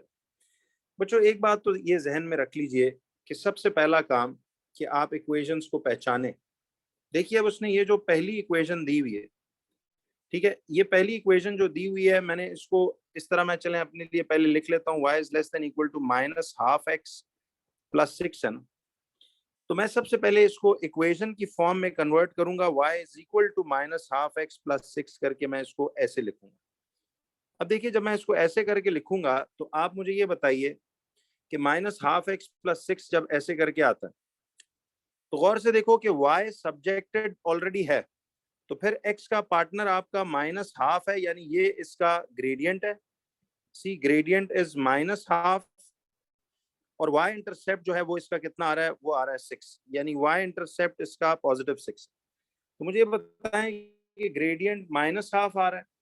अच्छा, ग्रेडियंट जब भी नेगेटिव होता है तो लाइन की टिल्ट हमेशा किस से किस क्वाड्रेंट की तरफ होती है? याद रखिए, लाइन की टिल्ट हमेशा फिर सेकंड से फोर्थ क्वाड्रेंट की तरफ होगी, तो या तो ये लाइन है या फिर वो ये लाइन। लेकिन गौर से देखें कि ये लाइन y एक्सिस को +6 पे काट रही है, तो वो कौन सी लाइन है जिसका ग्रेडियंट नेगेटिव भी है और वो y एक्सिस को 6 पे भी काट रही है? वो ये वाली line. See, this is that line which is cutting the y axis at 6 और वो सेकंड टू फोर्थ क्वाड्रेंट आ रही है, मतलब इसका ग्रेडियंट नेगेटिव। यानी कि बच्चों फिर ये जहन में रखिए कि ये जो इनइक्वालिटी थी ये इस लाइन की थी जिसमें हम लिखेंगे y is less than equal to -½ x + 6। तो लाइनों के ऊपर आप इनकी इनइक्वालिटीज को ऐसे मेंशन करो। अब देखिए, ये जो दूसरी इनइक्वालिटी थी y is greater than equal to 3x - 4। See y is greater than equal to 3x - 4 inequality थी। इसको हम जरा पहले इक्वेशन की फॉर्म में कन्वर्ट करते हैं। देखिए, जब इक्वेशन की फॉर्म में कन्वर्ट कर दिया तो अब y चेक करो, सब्जेक्ट बना हुआ है, तो x का जो पार्टनर डिजिट होता है वो +3, यानी ग्रेडियंट इस लाइन का +3 है और y इंटरसेप्ट इसका -4 है। तो और से देखिए कि ये लाइन का ग्रेडियंट पॉजिटिव है, तो इसका मतलब है ये लाइन फर्स्ट से थर्ड क्वाड्रेंट टिल्ट करेगी, वो एक ही लाइन है। और जस्ट फॉर कंफर्मेशन देखो कि ये लाइन y एक्सिस को -4 पे काट रही है, तो वाकई में देखिए यही लाइन है जिसका ग्रेडियंट पॉजिटिव है, तो वो फर्स्ट टू थर्ड क्वाड्रेंट भी आएगी और ये लाइन y एक्सिस को -4 पे भी काटेगी। तो आप इधर से इसको लिख लो y is greater than equal to 3x - 4 ऐसे करके। ठीक है जी, तो this is how we basically find out the type of the equation and the line of the equation. अच्छा, अब जाहिर है ये तीसरी जो रह गई x + y is greater than equal to 5, तो इसको मैं जरा आपको यूं करके दिखा देता हूँ कि देखिए इसमें x + y is equal to 5 equation में पहले उसे कन्वर्ट करो और उसमें y को सब्जेक्ट बनाइए। तो y को सब्जेक्ट बनाऊंगा तो ये -x + 5 आएगा। अब देखो, y सब्जेक्ट बन जाए तो x का जो कोएफिशिएंट डिजिट है -1, ये इसका ग्रेडियंट बताता है और y इंटरसेप्ट इसका ये अकेला डिजिट जो है वो y इंटरसेप्ट बताएगा, यानी the point eight which it cuts the y axis. तो देखिए, ग्रेडियंट इसका -1 है, तो इसका मतलब है कि ये लाइन सेकंड से फोर्थ क्वाड्रेंट ही आएगी ऐसे करके, और ये y एक्सिस को 5 पे ही काटेगी। तो वाकई देखो, y एक्सिस को 4 और 6 के दरमियान 5 पे ही ये काट रही है। तो this was the line x + y is greater than equal to 5, जो मैंने इसके साथ इक्वेशन इसकी लिखी। तो पहला काम था to find out the equations जो इसके साथ यहाँ पे लगी। अच्छा बच्चों, अब जरा देखिए इसमें कि आपने वो रीजन पहले तलाश करना है। देखिए, पहले तो आप वो रीजन R ढूंढ लेना कि रीजन R है क्या। तो first you find the region R, फिर हम अनवांटेड रीजन्स को जो भी करना है हम कर लेंगे। अब मुझे एक बात बताओ, देखो ये लाइन है आपके पास, तो मुझे ये बताएं कि ये जो लाइन है वो कह रहे हैं कि रिक्वायर्ड रीजन आपकी लाइन के उस हिस्से में है जहां y की value greater than equal to 3x - 4 है। देखिए, जहां y की value greater than equal to ये आ रही है, तो ये अगर आपके पास लाइन है तो y की वैल्यू ग्रेटर देन आ रही है। तो मुझे ये बताइए कि y की वैल्यू ग्रेटर कहाँ होगी? क्या इस लाइन से ऊपर की तरफ होगी या लाइन से नीचे की तरफ? y की वैल्यू ग्रेटर होनी चाहिए ना, तो इसका मतलब है इस लाइन से ऊपर वाले इलाके में y की वैल्यू सी ग्रेटर है। तो इसका मतलब है लाइन से नीचे का सारा इलाका हमारा रिजेक्ट हो जाएगा। तो हम उस रिजेक्शंस को, सुनिएगा, अब हम उन रिजेक्शंस को ऐसे in the form of crosses दिखाते हैं कि यार लाइन से निचला सारा इलाका समझो रिजेक्ट हो गया। ठीक है जी। अच्छा, अब जरा देखिए कि इस लाइन में वो क्या कहता है कि देखिए ये जो लाइन है, अब वो कह रहे हैं कि हमारा रिक्वायर्ड रीजन लाइन के उस इलाके में है, इस लाइन के उस इलाके में है जहां y की value less than equal to है, यानी y की वैल्यू जो है वो लेस दैन। तो मुझे बताएं कि यहाँ इस लाइन में y की वैल्यू लेस दैन -½ + 6 है, तो इसका मतलब है कि रिक्वायर्ड रीजन लाइन के नीचे होगा। तो फिर इट मीन्स कि आपका इस लाइन से ऊपर का सारा इलाका जो है वो ऐसे रिजेक्ट हो गया। ठीक है जी। और फिर तीसरी जो चीज है कि ये आपके पास एक लाइन है, इधर देखिएगा, ये जो लाइन आपके पास आ रही है ऐसे, ठीक है जी। अब रिक्वायर्ड रीजन इस लाइन के उस इलाके में है जहां पॉजिटिव y की वैल्यू क्या है, ग्रेटर है। तो इस लाइन से ऊपर ही y की वैल्यू ग्रेटर होती है ना, लाइन से ऊपर y ग्रेटर होता है, तो इसका मतलब है रिक्वायर्ड रीजन हमारा लाइन से ऊपर पड़ा हुआ है। तो इस लाइन से नीचे का सारा इलाका हम यूं रिजेक्ट कर देंगे। तो ultimately if you find out, तो आप गौर कर रहे हो कि ये आपके पास वो रीजन बन गया बच्चों, ये जिसके ये 3 कॉर्नर पॉइंट्स बन रहे हैं, ये जो मैं जिस रीजन को ऐसे ब्लूइश सा मार्क कर रहा हूं, दिस इज योर रीजन जिधर आपका रिक्वायर्ड रीजन समझिए पड़ा हो सकता है। अब उसने ये कहा था कि देखें, जब रीजन मुझे मिल गया अपना रीजन आर, तो मैं इसमें आर लिख देता हूं, बट अब ये क्रॉसेस को इसलिए मिटा रहा हूं बिकॉज ये सारे जो है ना आपके, वो हमारा अपना एक तरीका था जिसमें से हमने ये सारे क्रॉसेस सपोज इधर से उड़ा दिए, ठीक है, ऐसे करके, और ये हो रीजन है। अब उसने कहा था कि जी अनवांटेड रीजन्स को by shading the unwanted regions, तमाम अनवांटेड रीजन्स को कहता है आप शेड कर दें। तो फिर इसको शेड करने का टेक्निक ये है कि बस आपने ना इधर से, मैं एक मिनट इसको हाईलाइटर से जरा कर देता हूँ, बाय शेडिंग दी अनवांटेड रीजन्स, तो ये सारे इलाके जो हैं आप उसके इर्द गिर्द जो हैं यहाँ से ये शेड आउट कर दें। ठीक है जी। तो बस ये बीच का जो रीजन है ये जरा सा ऐसा बच जाएगा, बाकी आप सारा अनवांटेड रीजन ऐसे शेड कर दें। ठीक है। एक मैं जरा थोड़ा सा इसको नीट कर दूं, क्योंकि हाँ ये इस तरह से ये आपका रीजन रह जाएगा बीच में, और बाकी सारा इसके गिर्द जो यहाँ तक सारा इलाका है वो शेड हो जाएगा। ठीक है। तो इस तरह से आपने इसको रीजन ढूंढना है। अब ये तो देखिए रिपीटेशन अब स्टार्ट हो चुकी हैं। वो कहता है कि find the largest value of x plus y in the region R where x and y are integers. Find the largest value of x plus y. मैंने क्या कहा था कि largest smallest value of this expression comes from these vertices, ये जो corners हैं। ठीक है। तो लार्जेस्ट वैल्यू इसकी जो निकलेगी वो हम देख लेते हैं कि ये किससे निकलेगी। तो अगर आप गौर से देखिए तो एक कॉर्नर पॉइंट तो इसका ये वाला बनता है -2 और 7 वाला। तो चलें इसमें एक दफा -2 एंड 7 पुट करके देखते हैं। तो ये आएगा आपके पास, देखो ये x कोऑर्डिनेट है, ये y है, तो x की जगह -2 और प्लस y की जगह 7, तो ये आ रहा है आपके पास ऐसे 5 करके। अब जरा हम x प्लस वाई में एक और कॉर्नर भी पुट करके देखते हैं, सपोज ये वाला पॉइंट जो है दिस वन, ये पुट करके देखते हैं। तो देखिए इसका रफली ये 2 आ रहा है, सॉरी ये जो इसका वो आ रहा है ये 2 आ रहा है, और y कोऑर्डिनेट ऑलमोस्ट 3 है। ठीक है, या 3 से थोड़ा कम है बल्कि, तो ये कोई 3.8 समथिंग होगा।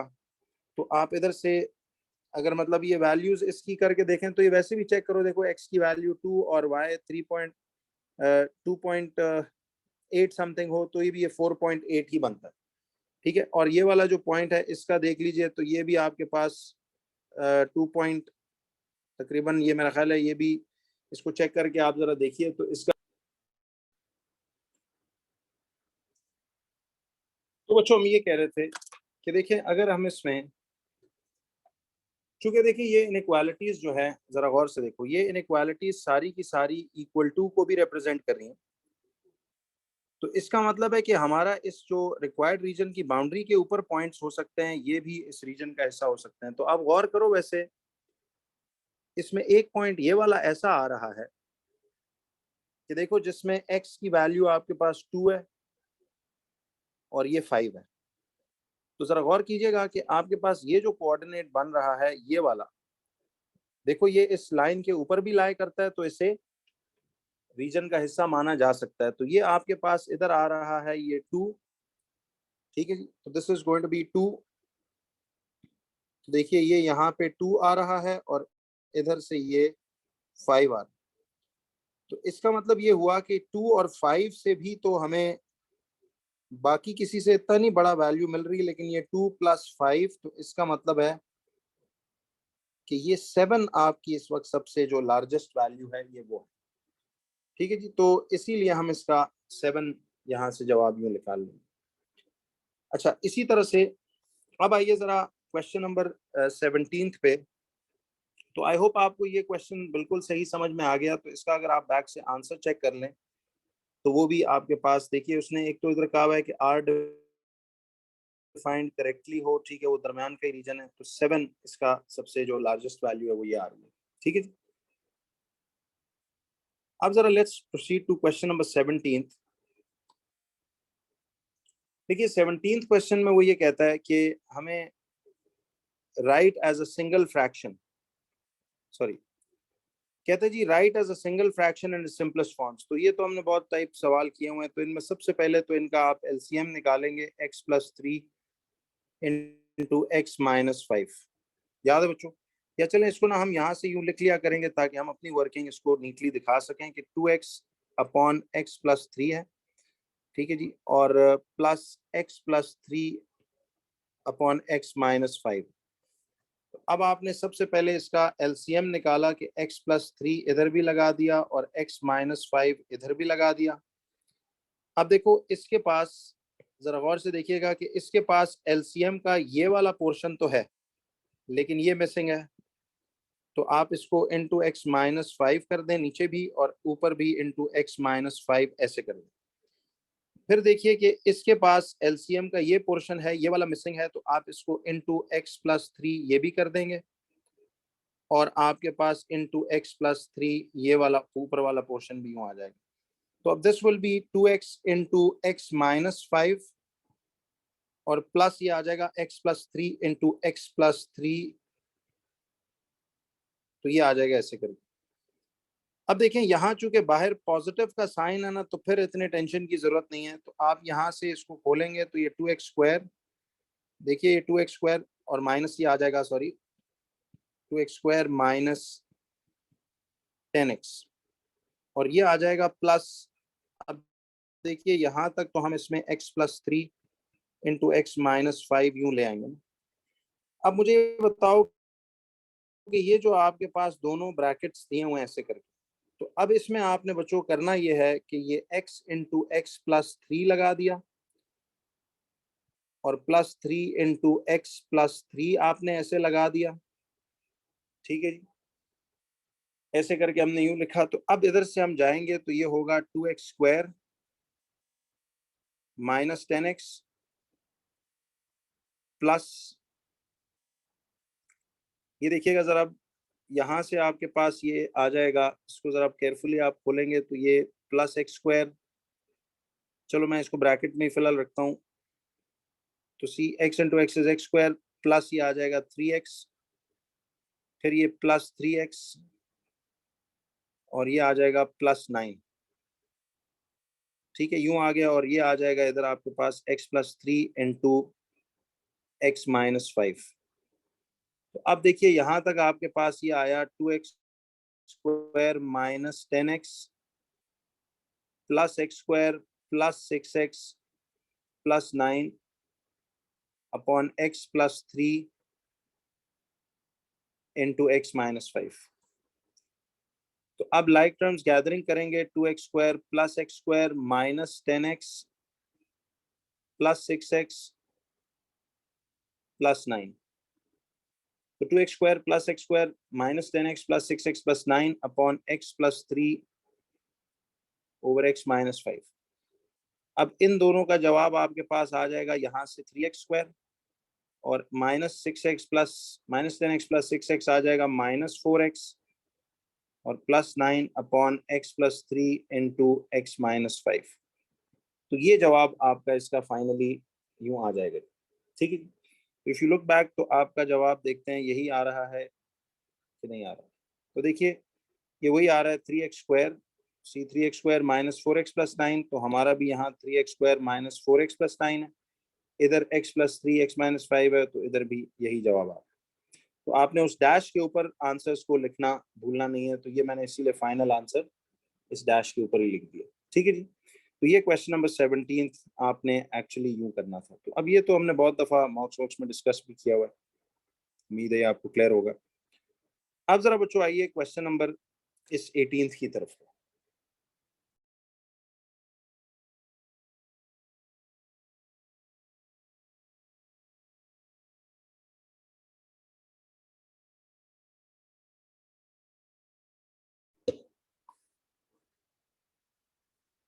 तो बच्चों क्वेश्चन नंबर 18 पे हम आते हैं। देखिए 18th क्वेश्चन में वो कहता है कि the table shows the number of people in different age groups at a cinema. ठीक है जी। अब देखिए एज ग्रुप 15 टू 25 ईयर्स का है, 25 टू 30 ईयर्स का है, 30 टू 50 ईयर्स का है और 50 टू 80 ईयर्स का। अब 15 से 25 एज ग्रुप में 35 लोग थे, 25 टू 30 की एज में 32 लोग थे और 30 से 50 ईयर्स के एज ग्रुप में 44 लोग थे और 50 टू 80 के एज ग्रुप में 12 लोग थे। देखिए अब इसमें आपने करना ही है, कहता है Dexter draws a histogram to show this information. The height of the bar he draws for the group 15 to 25 is 7 centimetres. देखिए वो कह रहे हैं कि ये जो 15 से 25 का जो एज ग्रुप है, इसके लिए जो उसने वो बार बनाया उसकी ऊंचाई 7 cm। देखिए इस क्वेश्चन में ना आपको बेसिकली कुछ यूनिटरी का मिक्सचर भी है, कुछ स्टैटिस्टिक्स भी इन्वॉल्व है, फ्रीक्वेंसी डेंसिटी भी है। मैंने आप लोगों को एक बात सिखाई थी कि देखिए आपको जब भी फॉर एग्जांपल एक हमने एक चीज इस तरह से देखी थी कि देखिए इसमें ना हमें ये जो स्टैटिस्टिक्स का क्वेश्चन यूं दिया जाता है, हमें इसी टेबल के ऊपर ही आपको ये एक्सटेंशंस क्रिएट करके इसमें यहाँ से ऐसे फॉर एग्जांपल ये एक चीज हम यूं कर लेते हैं। देखिए आप लोगों को मैंने एक बात बताई थी कि जब भी फ्रीक्वेंसी डेंसिटीज जो हैं वो ये क्लासविड्स जो हैं, तो आप जरा क्लासविड्स का गौर कीजिए क्योंकि इसने हिस्टोग्राम बनाना है। तो हिस्टोग्राम में जाहिर है आपने उस बार की ऊंचाई कितनी रखनी है वो उसने बताई हुई है। सबसे पहले आप क्विकली जरा इन सारी क्लासेस का विड्थ चेक कर लें। देखिए आपको विड्थ पता ना कैसे निकालते हैं कि इस 25 में से 15 को माइनस कर दें तो इस क्लास की विड्थ 10 आ जाएगी। इस क्लास की 30 में से 25 माइनस करें तो इसकी विड्थ 5 आ जाएगी। इस वाले में 50 माइनस 30 करें तो इस क्लास की विड्थ 20 आ जाएगी और इसमें 80 में से 50 माइनस करें तो इस क्लास की विड्थ आपके पास 30 आ जाएगी। ये तो क्लास विड्थ्स हैं जो कि अनइक्वल हैं। तो अनइक्वल क्लास विड्थ्स हों तो फिर याद है हम इनकी फ्रीक्वेंसी डेंसिटीज प्लॉट करते हैं ना वाई एक्सिस पे हिस्टोग्राम बनाते हुए। ये मुझे हिस्टोग्राम से बात याद आ रही है कि यार अगर इसकी क्लास विड्थ्स देखिए अनइक्वल है ना, एक 10 है, एक 5 है, एक 20, एक 30 है, तो आपको इसका जो है फ्रीक्वेंसी डेंसिटीज का खाना बनाना चाहिए जो कि फ्रीक्वेंसी ओवर क्लास विड्थ है। देखिए अब आपको फ्रीक्वेंसी 35 दी हुई है, क्लास विड्थ 10 है, तो इसकी फ्रीक्वेंसी डेंसिटी आ जाएगी 35/10 यानी 3.5। फिर इसी तरह से इसकी जो क्लास विड्थ है, सॉरी फ्रीक्वेंसी डेंसिटी है, वो फ्रीक्वेंसी 32 है और क्लास विड्थ 5 है, तो 32 डिवाइड बाय 5, ये जरा चेक कर लेते हैं कि 32 डिवाइड बाय 5 ये कितना आती है हमारे पास। This is 6.4। देखिए इसकी फ्रीक्वेंसी डेंसिटी 6.4 है।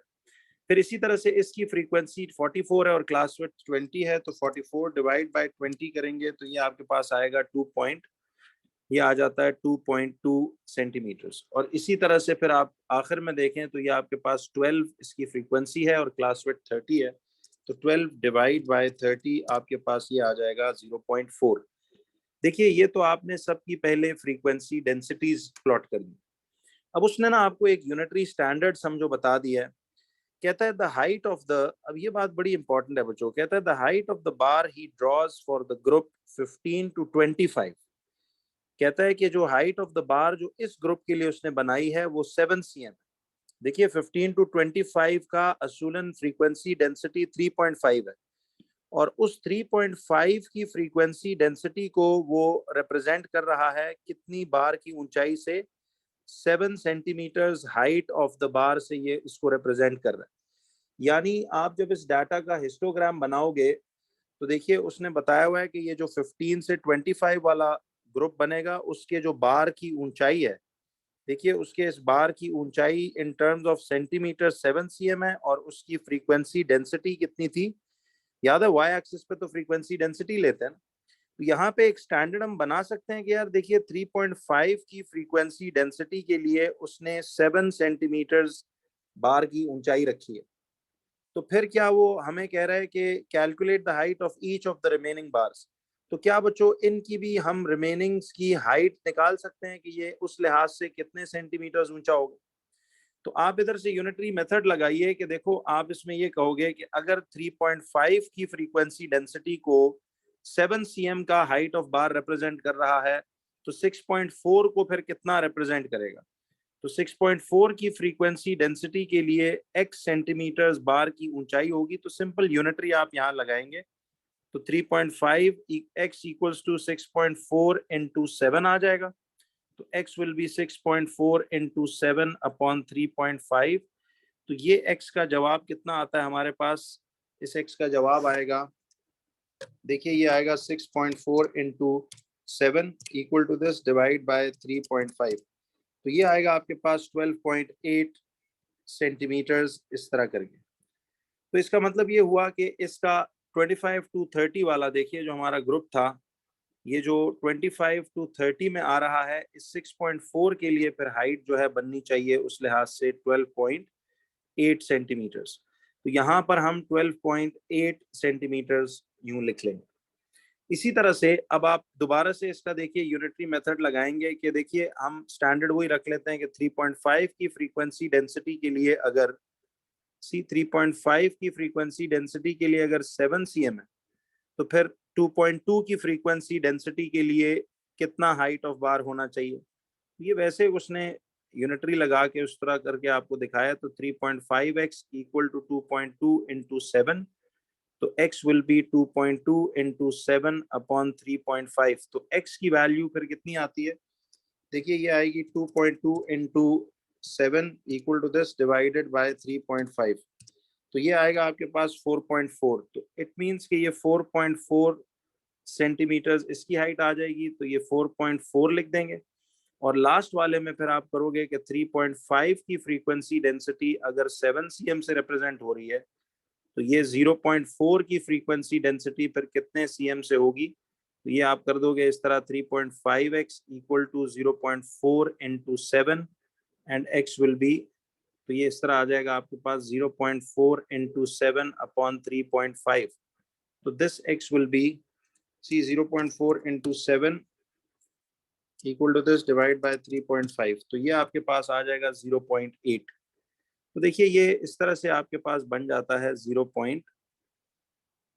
तो इधर ये आपके पास हाइट ऑफ दैट बार आ जाएगी। If you check back the answers, तो आप देख रहे हो कि इसमें पहला आंसर 12.8 है, दूसरा 4.4 है और तीसरा 0.8।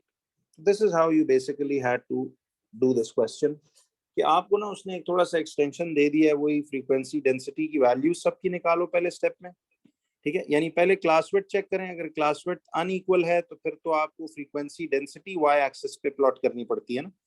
अब फ्रीक्वेंसी डेंसिटी का फॉर्मूला है फ्रीक्वेंसी ओवर क्लास विड्थ। तो अब आपको फ्रीक्वेंसी डेंसिटीज जब निकल आई, तो देखिए आप सोचो कि इस 3.5 की फ्रीक्वेंसी डेंसिटी के लिए उसने 7 cm हाइट रिप्रेजेंट की है, ये उसने बताया हुआ था। तो फिर इतनी फ्रीक्वेंसी डेंसिटी के लिए कितनी हाइट होगी? 2.2 के लिए कितनी होगी? 0.4 के लिए कितनी होगी? ये बार बार यूनिटरी लगा के हम ढूंढ सकते हैं।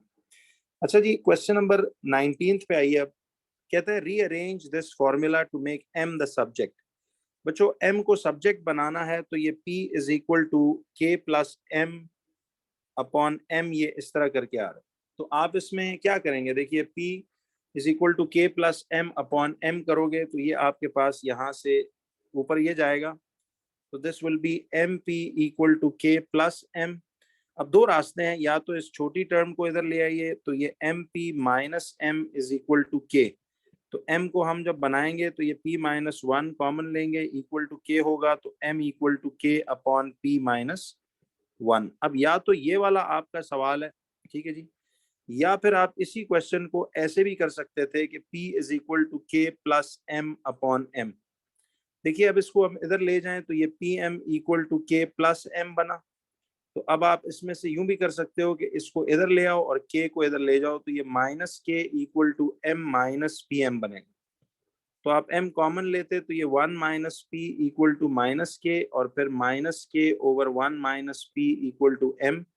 तो ये भी जवाब आप इसमें लिख सकते थे, लेकिन बेस्ट ये था कि देखिए चीज़ें ज़रा इस तरह पॉजिटिव शक्लों में दिखें, तो ये तरीका ठीक रहता है कि बड़ी टर्म जगह पे रहने दो, छोटी टर्म को हमेशा शिफ्ट करें। तो ये आपके पास इसका जवाब। चले मैं ये पहला अपना प्रेफरेंस कर लेता हूँ कि m इज इक्वल टू के अपॉन पी माइनस 1, ये हमारा जवाब आ जाएगा। तो बहरहाल दोनों उस तरह से भी ठीक था और ये भी सही है। तो सी इधर m equal to k upon b minus 1, तो ये भी ज्यादातर मार्क स्कीम्स में यही वर्जन इस तरह से लिखता है। अच्छा बच्चों, अब देखिए इसमें जो अगला पार्ट था, सॉरी अगला क्वेश्चन था, वो ये कह रहा है, तो you can do it this way, दोनों तरह से ये दुरुस्त तरीका है, डू इट दिस वे और दैट वे, इट्स फाइन। अब जरा देखिए क्वेश्चन नंबर 20th में कहता है कि solve the equation this, show all your working and give your answers correct to 2 decimal places. अब बताया हुआ है कि 2 डेसिमल प्लेसेस, तो देखिए आपके पास ये 3x² minus 2x minus 10 is equal to 0 है। आपने सबसे पहले ये देखना है कि a की वैल्यू 3 है, b की वैल्यू -2 है और c की वैल्यू -10 है।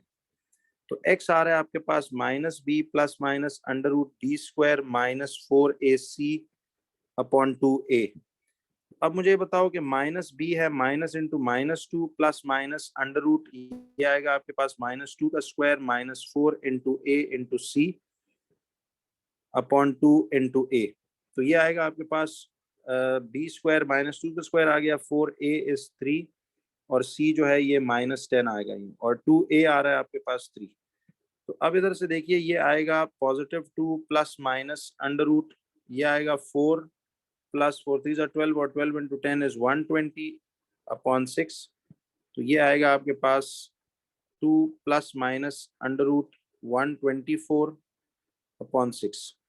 नेक्स्ट लाइन में ये जाएगा तो ये आएगा जी 2 प्लस माइनस, अब देखिए 124 का √ हम निकालेंगे स्क्वायर रूट 124, लेकिन आपने जवाब उसका देखिए 2 डेसिमल प्लेस तक आंसर कहा था, तो हम √ खोलते हुए 3 डेसिमल प्लेस कॉपी करेंगे। तो ये 11.135 आपने कॉपी कर लिया अपॉन 6 कर लिया। तो अब यहाँ पे ये 2 प्लस 11.135 अपॉन 6 है और दूसरी तरफ x equal to 2 minus 11.135 upon 6 है। तो अब यहाँ से देखिए ये आएगा 13.135, क्योंकि 2 डेसिमल्स है तो एंड तक आप इसको 3 तक कॉपी करेंगे।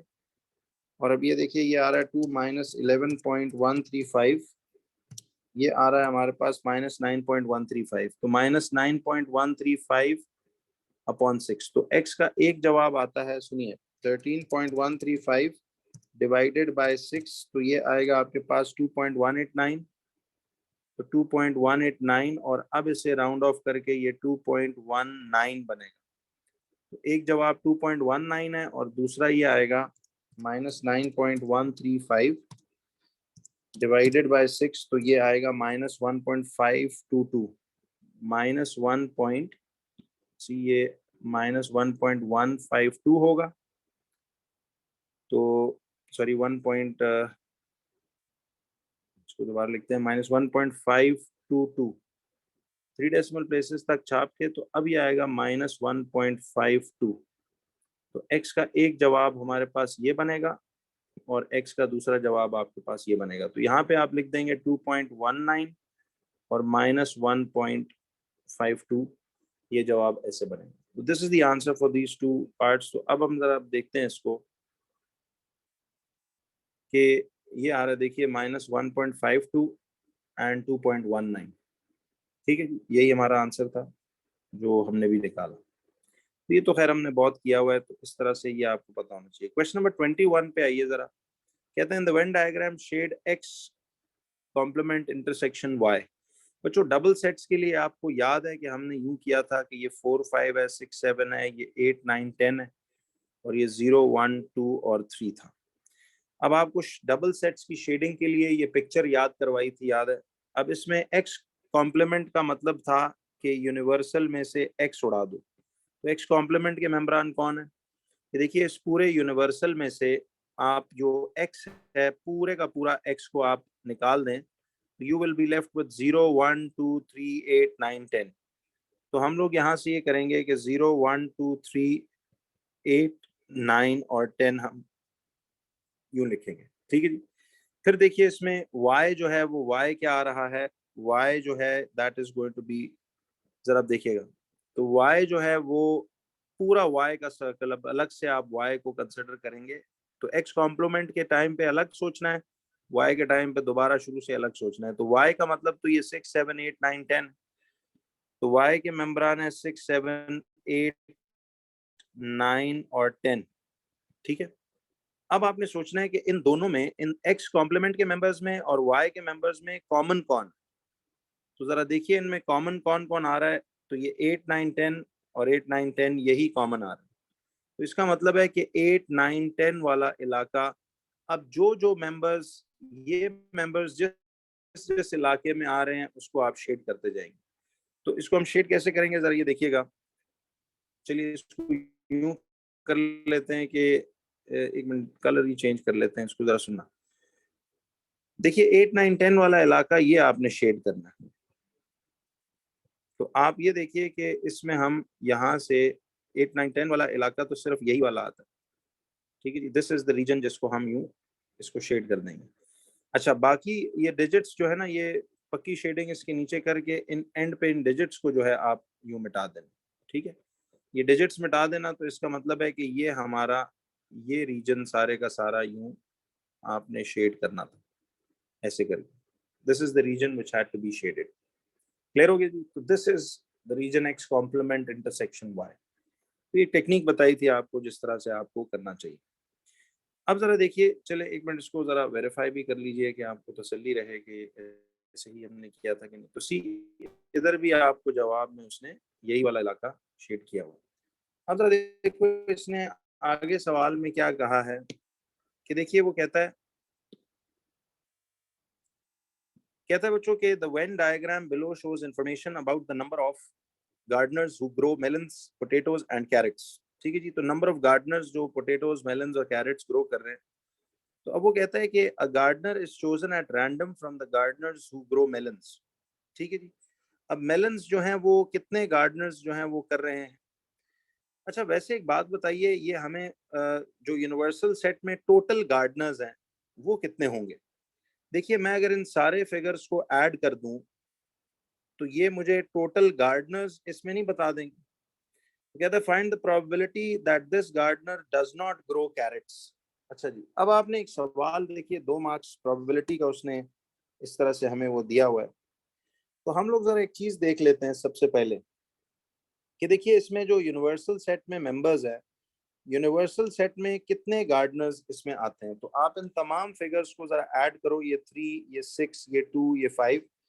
तो इसका मतलब है 3 plus 6 plus 2 plus 5 plus 12 plus 10 plus 7 plus 23। तो ये आपके पास 68 गार्डनर्स जो हैं इस पूरे के पूरे यूनिवर्सल सेट में। तो see what I did was कि मैंने इन सारों को प्लस करके वैसे ही जान लिया है कि यार ये टोटल कितने गार्डनर्स हैं। देखिए ना, इसको हम अगर एक दफा दोबारा जरा चेक कर लें तो यहाँ से ये 3 प्लस प्रेस कर लेते हैं, प्लस फिर ये 6 कर लेते हैं, प्लस फिर ये 2 कर लेते हैं, एक एहतियात हो जाएगी, प्लस फिर 5 कर लेते हैं, प्लस फिर आपके पास ये 12 हो जाएगा, फिर प्लस ये 10 हो जाएगा, फिर प्लस ये 7 हो जाएगा, फिर प्लस ये 23 हो जाएगा। तो ये आपके पास 68, इसका मतलब है टोटल गार्डनर्स। अच्छा, जब ये 68 थे तो अब मुझे ये बताओ कि वो कहता है कि a gardener is chosen at random from the gardeners who grow melons.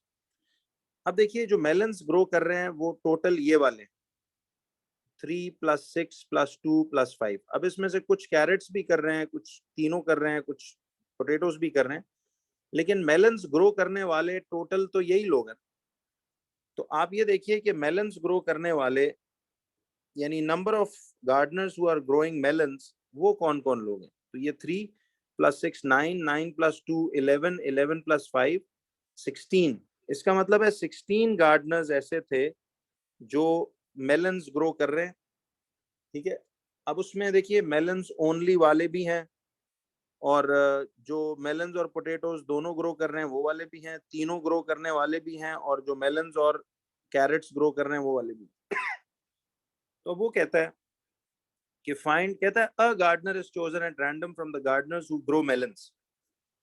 अब देखिए जो गार्डनर्स कहता है मेलन्स ग्रो करते हैं उनमें से एक हमने चूज किया। तो कहता है find the probability that this gardener does not grow carrots. तो देखिए डज नॉट ग्रो कैरेट्स के लिए क्या करना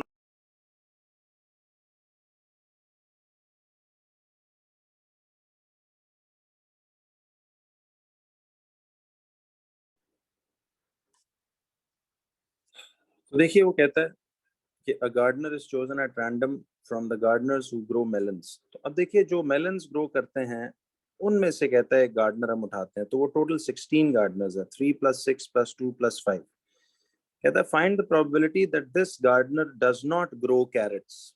देखिए आप ये सोचें कि वो कहता है कि वो लोग बताओ जो कैरेट्स, वो गार्डनर जो है कहता है कैरेट्स उसको ग्रो नहीं करना। तो टोटल हमने कहता है जो गार्डनर्स मेलन्स उगाते हैं वो टोटल 16 गार्डनर्स हैं, ठीक है जी। अब उनमें से कहता है क्या प्रोबेबिलिटी है कि जो गार्डनर हमने चूज किया है वो डज नॉट ग्रो कैरेट्स। तो कैरेट्स वाले ये पूरा कैरेट्स का ये 2 लोग देखिए, 2 और ये 5 लोग तो यहाँ से कैरेट्स भी उगा रहे हैं। तो जो कैरेट्स नहीं उगा रहे वो 9 गार्डनर्स थे आउट ऑफ टोटल 16। तो प्रोबेबिलिटी बन जाएगी 9/16। तो ये इसका आपने एक्चुअली यूं देखना था 9/16। देखिए दोबारा से जरा सवाल देखिए, वो कहता है कि एक गार्डनर को चूज किया गया from the gardeners who grow melons. अब मेलन्स टोटल जो है वो 16 गार्डनर्स ये उगा रहे हैं, ठीक है जी। 3 + 6 + 2 + 5, 16 गार्डनर्स उगा रहे हैं। वो कहता है find the probability that this gardener does not grow carrots. तो वो कैरेट्स कहता है ग्रो ना करें। तो ये 5 लोग कैरेट्स भी ग्रो कर रहे हैं, ये 2 लोग कैरेट्स भी तो साथ साथ, क्योंकि देखो ये कैरेट्स के सर्कल के अंदर आ रहे हैं। तो those who do not grow carrots वो ये वाले 9 लोग थे। तो क्या चांसेस हैं कि वो gardener does not grow carrots. तो वो 9/16 यानी ये इसकी प्रोबेबिलिटी आ गई। अब देखिए इसके जो अगले सवाल में, तो if you just look at the answer इसके बैक पे, तो देखिए इसका जवाब 9/16 और इक्विवेलेंट इसके जवाब कहता है वो आना चाहिए। अब वो कह रहे हैं कि देखिए इसमें नंबर ऑफ वो लोग ढूंढिए। देखिए कहता है नंबर ऑफ मेंबर्स ढूंढें जो M/P कॉम्प्लीमेंट में हो। तो देखिए आपको मैंने एक चीज बताई थी कि अगर मैं इसमें फॉर एग्जांपल, पहले आपको ये देखना है कि number of members in this zone ढूंढने के लिए पहले तो आप ये इस जोन का ये इलाका ढूंढे ना कि ये पूरा सेट किस इलाके को रिप्रेजेंट कर रहा है। देखिए M/P में आप अगर गौर करें तो M/P में कौन कौन, अच्छा अब हम ना इन्हीं डिजिट्स के हिसाब से जवाब निकाल लेते हैं। तो देखिए M/P में आपके कौन कौन लोग आते हैं कि M और P का जो इंटरसेक्शन जोन है वो यही वाला बनता है ना जिसमें 6 और 2 आ रहे हैं। तो आप मिसाल के तौर पे ये इधर हम लिख लेते हैं ऐसे करके कि ये 6 और 2, हालांकि ये नंबर ऑफ मेंबर्स हैं, लेकिन मैं फिलहाल इसको चलें ऐसे डिजिट्स वाइज यूं लिख लेता हूँ, ठीक है जी। फिर इसके बाद C कॉम्प्लीमेंट के लोग कौन है, तो देखिए C कॉम्प्लीमेंट वाले आते हैं कि जब आप यहाँ से पूरे यूनिवर्सल में से ये C के मेंबर्स निकाल देंगे तो ये बनेंगे 3, 6, 12 और 23। तो ये बन रहा है 3, 6, 12, ठीक है जी, 3, 6, 12 और 23। तो हम वो इलाका ढूंढ रहे हैं कि जो इस सेट को रिप्रेजेंट कर रहा है। तो देखिए M/P में 6, 2 लोग थे और उस C कॉम्प्लीमेंट में इसका मतलब है कि आप C निकाल दो तो 3, 6, 12 और 23 बनते हैं। अब हमने इन दोनों को यूनाइट करना है। तो इस इलाके में कौन से लोग आते हैं, C M/P को तो आप 6 और 2 लिख देंगे। अब इसके साथ यूनाइट करेंगे C कॉम्प्लीमेंट के लोगों को, तो ये आ जाएगा 3 आ जाएगा, 6 तो ऑलरेडी आप लिख चुके हो ना, 6 ऑलरेडी लिख चुके हो, तो 3 आ गया, 12 आ गया और 23 आ गया। इसका मतलब ये हुआ कि देखिए ये अब ये मेंबर्स जिस जिस इलाके में आ रहे हैं इसका मतलब है वो हमारा इलाका था। तो देखिए एक ये 6 का इलाका आ जाएगा आपके पास ये वाला, एक ये 2 का इलाका आ जाएगा ये वाला, ठीक है, ये बीच का इलाका आ गया। और एक, चलिए इसको थोड़ा सा कलर डिफरेंट कर देते हैं, यहाँ से येलो ही रख लेते हैं। तो देखिए इधर से फॉर एग्जांपल ये 6 वाला इलाका बन गया, ये 2 वाला इलाका आ गया, 3 वाला इलाका है, ठीक है जी, ये 3 वाला इलाका बन गया यूं करके, और 12 वाला इलाका, 12 का इलाका ये बनता है, ठीक है। और फिर आपके पास बनता है 23, यानी ये पूरा बाहर का इलाका। तो इसका मतलब ये हुआ कि अब उसमें उसने देखिए हमसे पूछा है कि वो नंबर ऑफ मेंबर्स क्या है। नंबर ऑफ मेंबर्स के लिए देखिए ये तो गार्डनर्स की तादाद है ना, 3, 6, 2, 12 और ये 23। तो ये गार्डनर्स की तादाद हमने नंबर ऑफ मेंबर्स के लिए तो इनको ऐड करना था ना।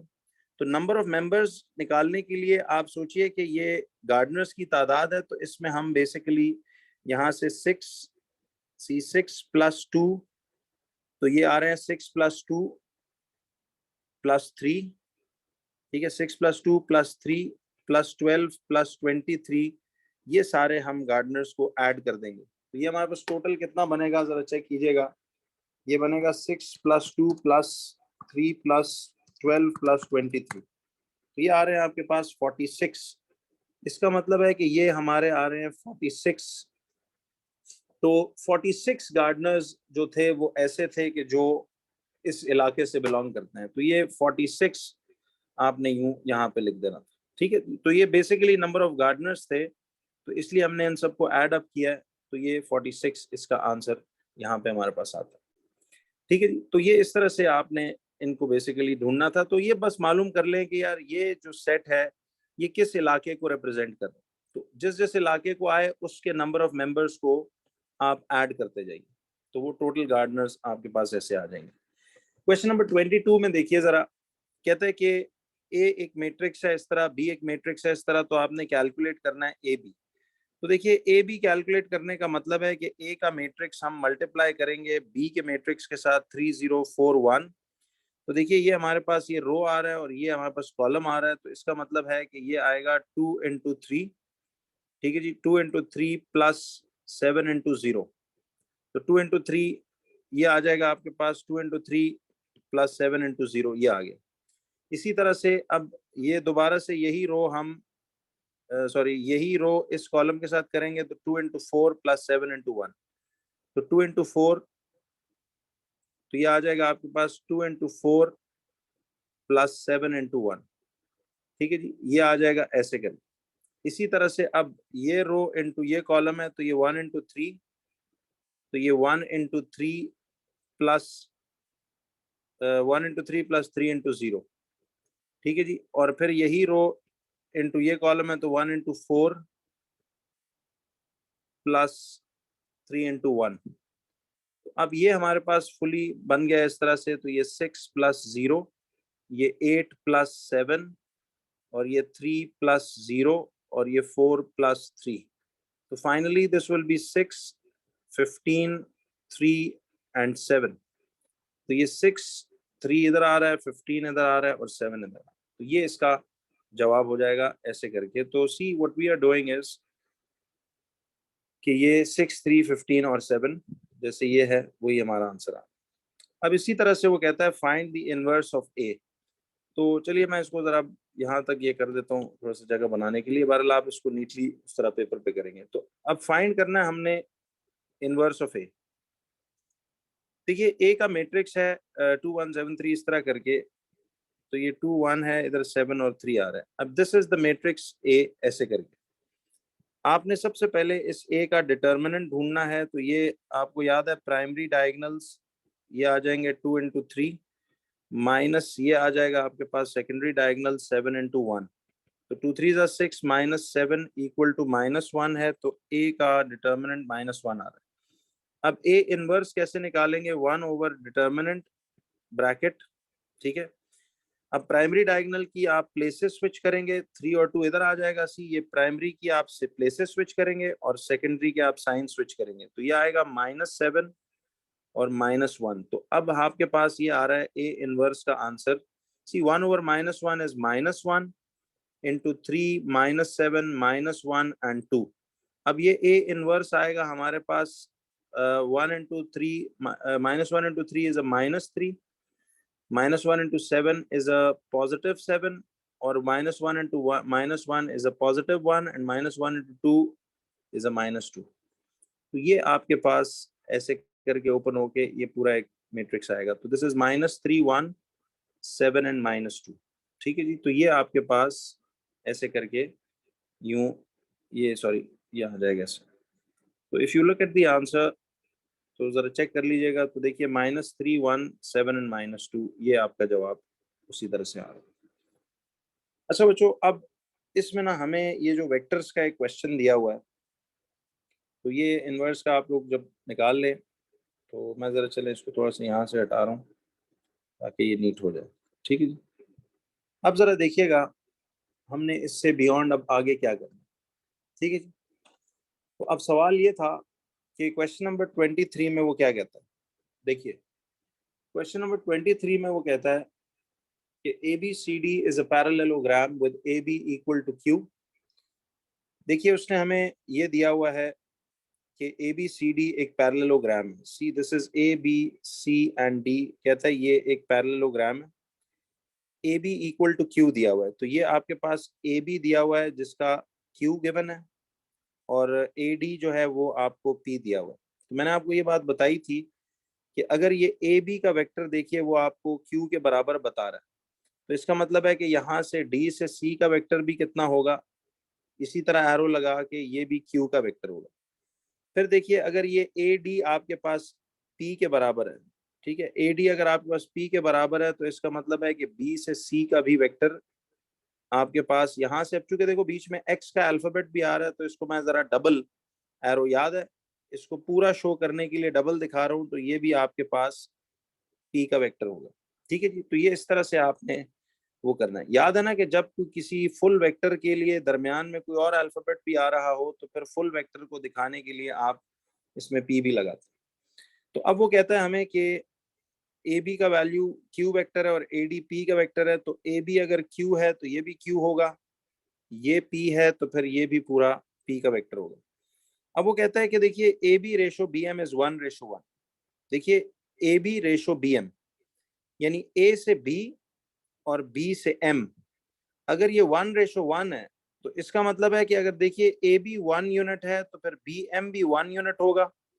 इट मींस अगर A से B का वेक्टर आपको Q दिया हुआ है तो फिर B से लेके M तक का वेक्टर भी आप क्या लगा लेंगे, देखिए B से लेके M तक का वेक्टर भी फिर आप यहां से इसको Q ही लेंगे क्योंकि इक्वल वेक्टर्स है ना। देखो इसने यहाँ पे हमें क्या कहा है कि AB रेशो BM, तो आप सोचिए ए बी भी 1 यूनिट लॉन्ग है और बी एम भी 1 यूनिट है, तो फिर अगर ए बी भी 1 यूनिट है तो फिर इसका मतलब है बी एम भी 1 यूनिट होगा। तो अगर ये क्यू है तो फिर ये भी क्यू आना चाहिए। अच्छा, इसी तरह से अब वो कहता है A D ratio D N is 3:2, तो इसका A D ratio D N is 3:2 ये आ जाएगा ऐसे करके। ए डी 3 यूनिट्स है और डी एन जो है वो 2 यूनिट्स।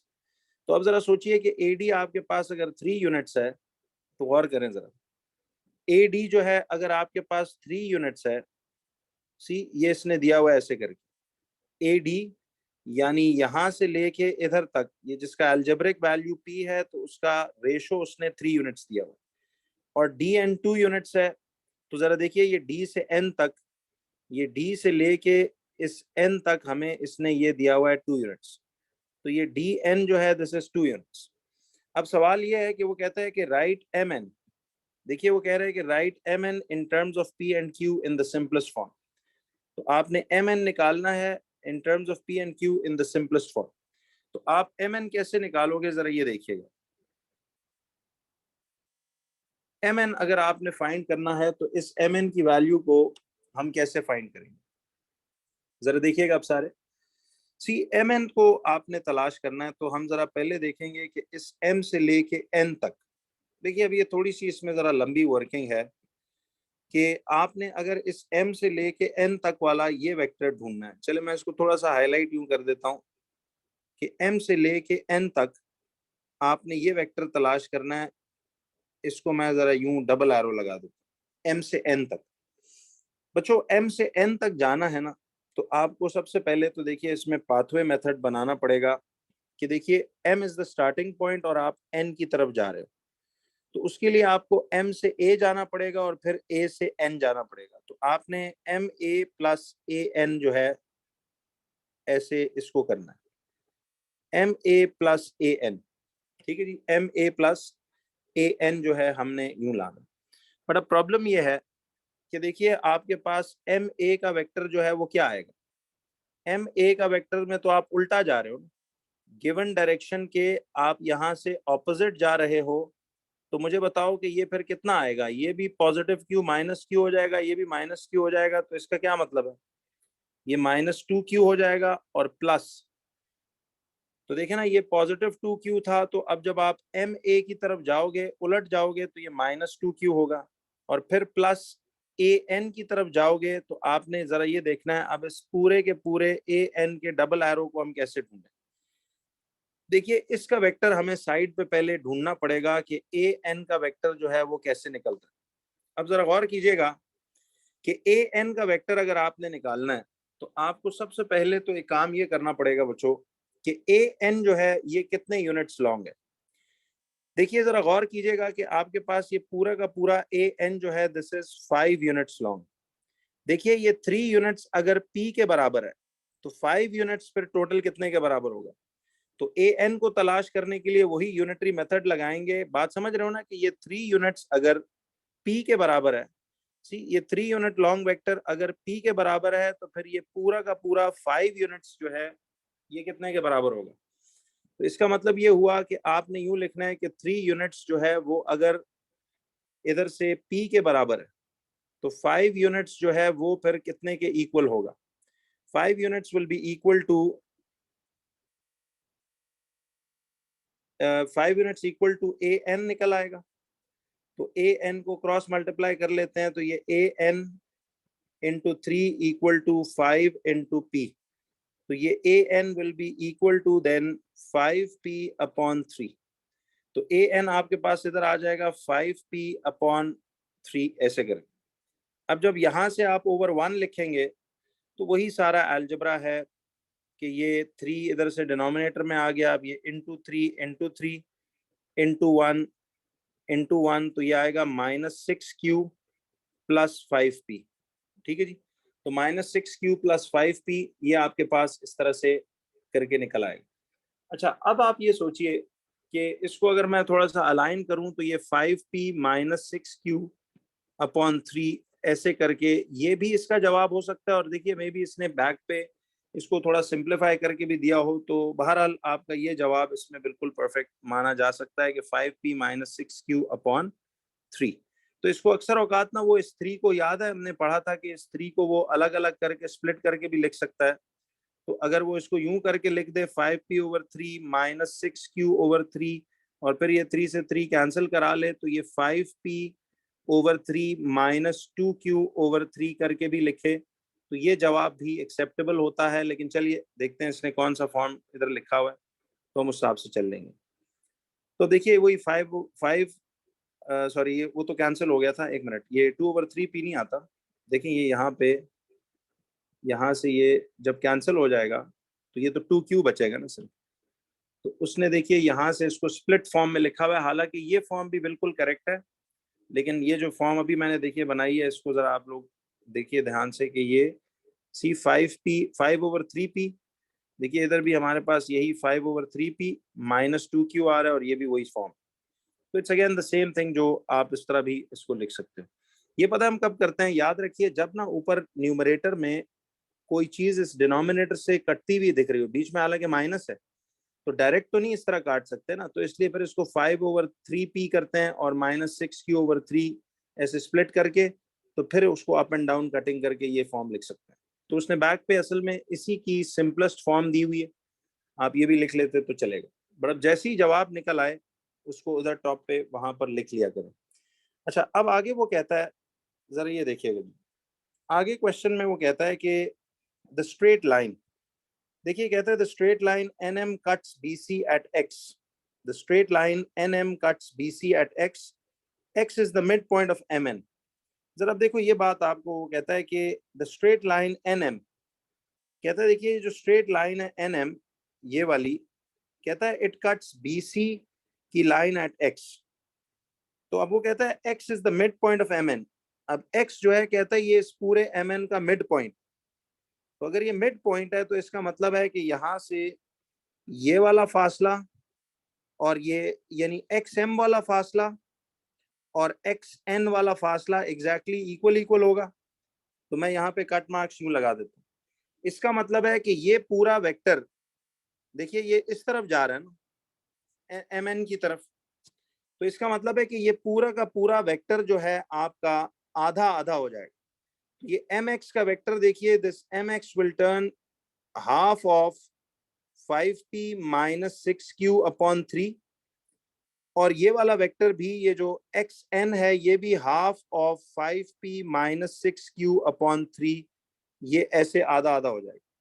ठीक है जी। तो जब ये आधे आधे हो जाएंगे तो अब वो कहता है कि बी एक्स जो है वो के पी के बराबर है। तो देखिए ये बी एक्स जो है यानी बी से लेके इस एक्स तक ये वेक्टर आपको वो कह रहा है, इसको मैं सिंगल एरो लगा लेता हूं, तो ये कहता है ये KP है, तो B से X तक KP है, और देखिए हमने इधर से MX तक उस पूरे वेक्टर को आधा कर दिया, तो ये भी निकल आया। तो अब वो कहता है कि find the value of K। अच्छा, मुझे अब ये बताइए बच्चों, जरा गौर से देखें कि हम लोग अगर ये देखें कि देखिए इसी BX का मैं एक रेफरेंस बना लेता हूं ऐसे करके। देखिए यहां से BX का ही एक पाथवे बनाते हैं, तो B से X जाना हो तो हम क्या करेंगे, देखो B से X जाना हो तो आपको पहले B से M जाना पड़ेगा और फिर M से X जाना पड़ेगा, क्या नहीं? तो ये आ जाएगा आपके पास BM प्लस, देखिए ये आ जाएगा आपके पास, यहां से अगर आप B से X जा रहे हो तो इसका मतलब है कि B से M और फिर M से X जाना पड़ेगा। तो ये हम लिखेंगे इधर से BM और प्लस आपके पास MX, ऐसे करके हम जाएंगे। तो अब मुझे ये बताओ कि BM का जवाब तो क्या आया, देखिए B से M तक का आंसर आ गया आपके पास Q, तो B से M का जवाब आ गया Q, और प्लस M से X का जवाब जो है वो क्या आ गया आपके पास, MX का जवाब आपके पास आ गया half of 5P minus 6Q upon 3। तो अब जब आप इस तरह से इसको करोगे तो BX की जगह मैं यहां से KP की वैल्यू लिख लेता हूं। तो देखिए इसको सिंप्लीफाई करेंगे तो जो कुछ फिर इस P का कोएफिशिएंट आएगा उस साइड पे वही K का जवाब होगा। तो आपने सिंपली ये करना है कि जरा लेट्स सिंप्लीफाई दिस फर्दर कि ये क्या चीज बनती है। देखिए ये एलसीएम इसका निकल आया, तो ये आएगा, पहले बल्कि इस तरह करते हैं, Q प्लस ये 5P माइनस 6Q अपॉन ये 2 3 6 आ जाएगा। अब ये KP इसके साथ साथ चलाते रहो, तो अब देखिए ये KP इक्वल टू, अब ये आपके पास ओवर 6 आ गया, तो ये इंटू सिक्स, ठीक है जी, और ये इंटू वन, तो ये बना 6Q plus 5P minus 6Q, ठीक है जी। तो ये आपके पास KP इज इक्वल टू आ जाएगा, देखिए KP इक्वल टू आ जाएगा आपके पास, अब इसमें से 6Q माइनस 6Q कलेक्ट कर लेते हैं ऐसे like terms, 6Q minus 6Q plus 5P upon 6, ये ऐसे आ जाएगा। तो अब हम क्या करने वाले हैं कि KP इक्वल टू, ये दोनों कट जाएंगे, तो ये आएगा 5/6P इस तरह करके। अब देखो ये जो आपके पास एंड पे शक्ल बनी है, मुझे ये बताओ, मैं जरा चलो नीटली यहाँ लिखता हूँ कि ये 5/6P ऐसे करके। देखो इधर P का पार्टनर कौन है, K है, और इधर P का पार्टनर जो है वो कितना आ रहा है, 5/6। तो P से P काट भी दो बेशक, तो फिर K का जवाब इसका मतलब है 5/6, यहाँ से U निकल गया। तो आपने ये बेसिकली इधर कंपेयरिंग द कोएफिशिएंट्स वाला मेथड जो है यूं करना था कि देखिए मैं एक बार रिपीट कर देता हूं, हालांकि you can see it in the replay also. तो ये B से X तक का उसने KP दिया हुआ था, तो हमने B से X का ही पाथवे बनाया BM प्लस MX करके। तो देखिए BM हमारे पास Q आ गया था, वो हमने Q लिख दिया, ऐसे करके Q लिख दिया, और MX जो है वो आ रहा है आपके पास हाफ ऑफ, ये इस तरह करके। तो अब आपने यहां से जब इसको निकालना है तो KP इस तरह लिख दिया हमने, तो ये सारा वर्कआउट करते करते KP इक्वल टू 5/6P है, तो P से P काट दो तो K की वैल्यू आपके पास 5/6 इस तरह से ये बन गई। तो इसका मतलब ये हुआ कि ये 5/6 K का जवाब ऐसे करके आ जाता है। तो यहाँ तक क्लैरिटी है सब, this is how you get it. तो चलिए एक दफा हम इसको कंपेयर करके देख लेते हैं, तो ये K की वैल्यू सी 5/6 उसी तरह आ रही है। तो थोड़ा सा जरा ये tricky algebraic point of view से जरा सवाल था, but you can I hope now do it.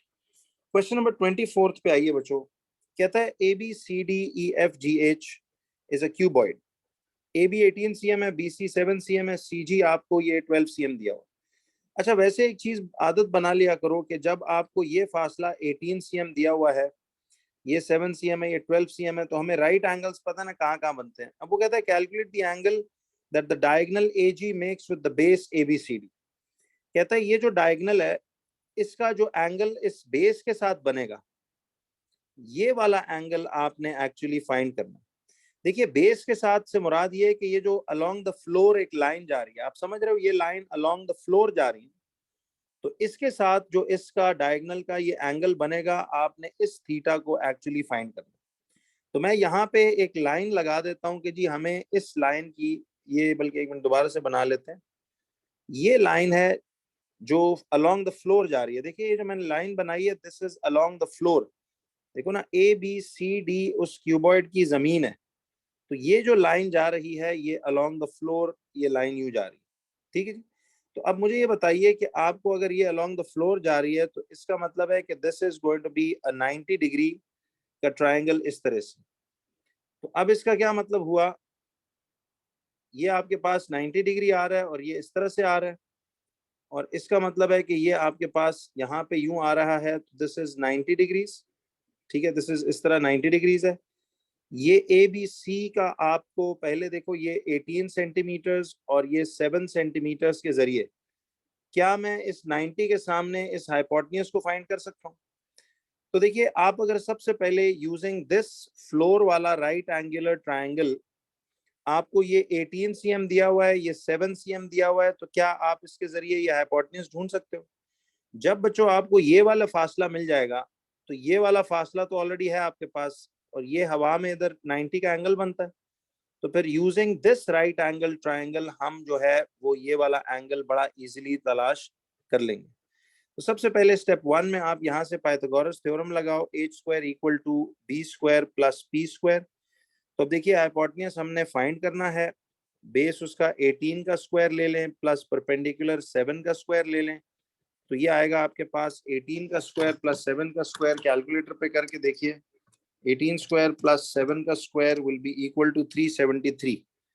अब ये 373 है, तो आप यहाँ से इसको अंडर रूट कर दें, तो यहाँ से हाइपोटेन्यूज आपके पास निकल आएगा 373 करके, तो ये निकलेगा 19.31।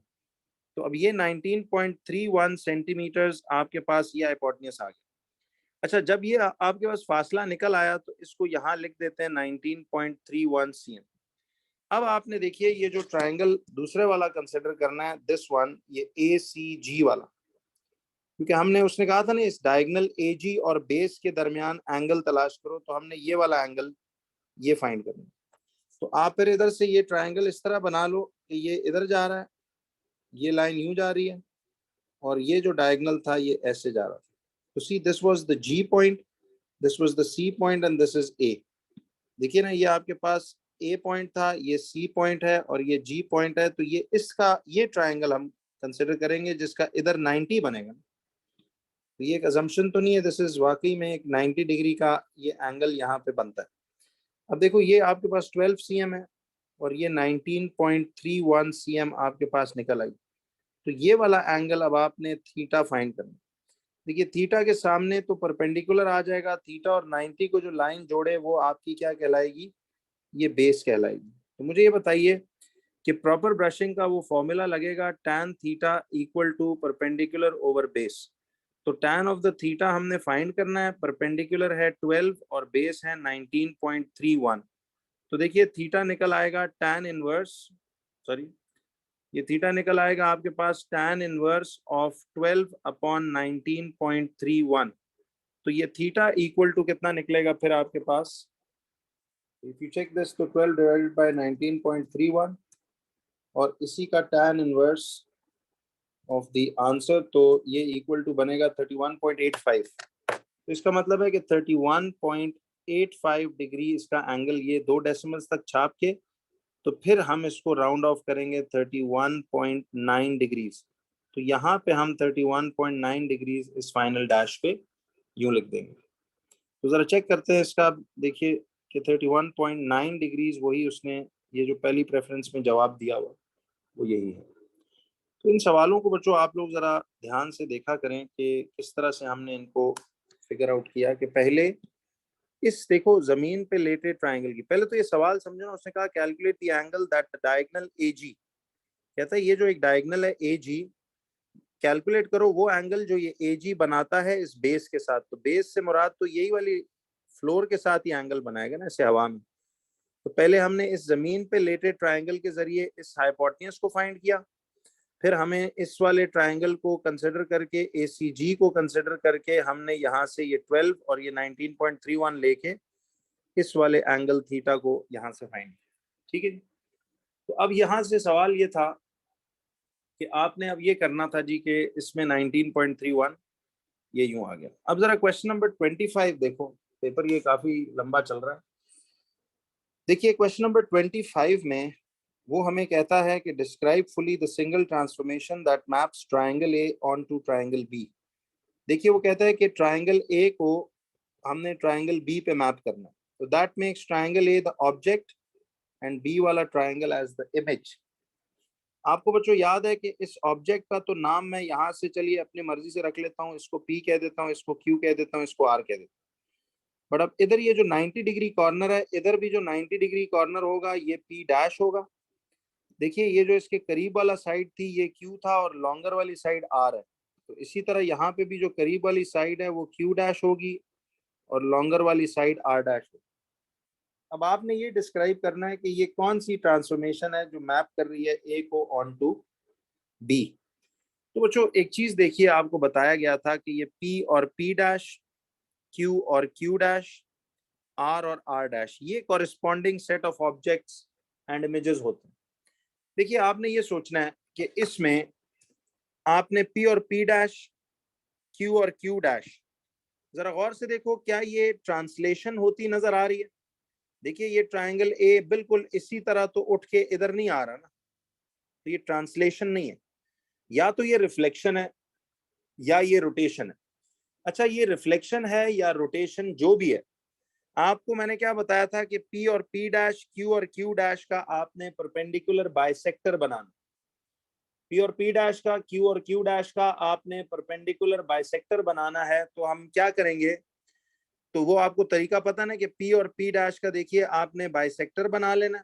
अब देखिए मैं इस वक्त यहाँ पे प्रॉपरली बना नहीं सकूंगा, तो मैं एक वैसे रफ सा स्केच आपको बता देता हूँ कि P और P डैश का आपने वही तरीका रखना है ना कि P पे रखकर, देखिए P पे रखकर आपने इस P डैश तक जो लाइन जाती है उसके हाफ से ज्यादा खोलना, तो फिर इधर रखकर एक आर्क इधर लगेगी, एक आर्क इधर लगेगी, फिर उतना ही P डैश पे रखकर एक आर्क इधर लगाओ, एक आर्क इधर लगाओ, तो ये बेसिकली यूं करके एक इस तरह से परपेंडिकुलर बाइसेक्टर सपोज ये यूं बन जाएगा।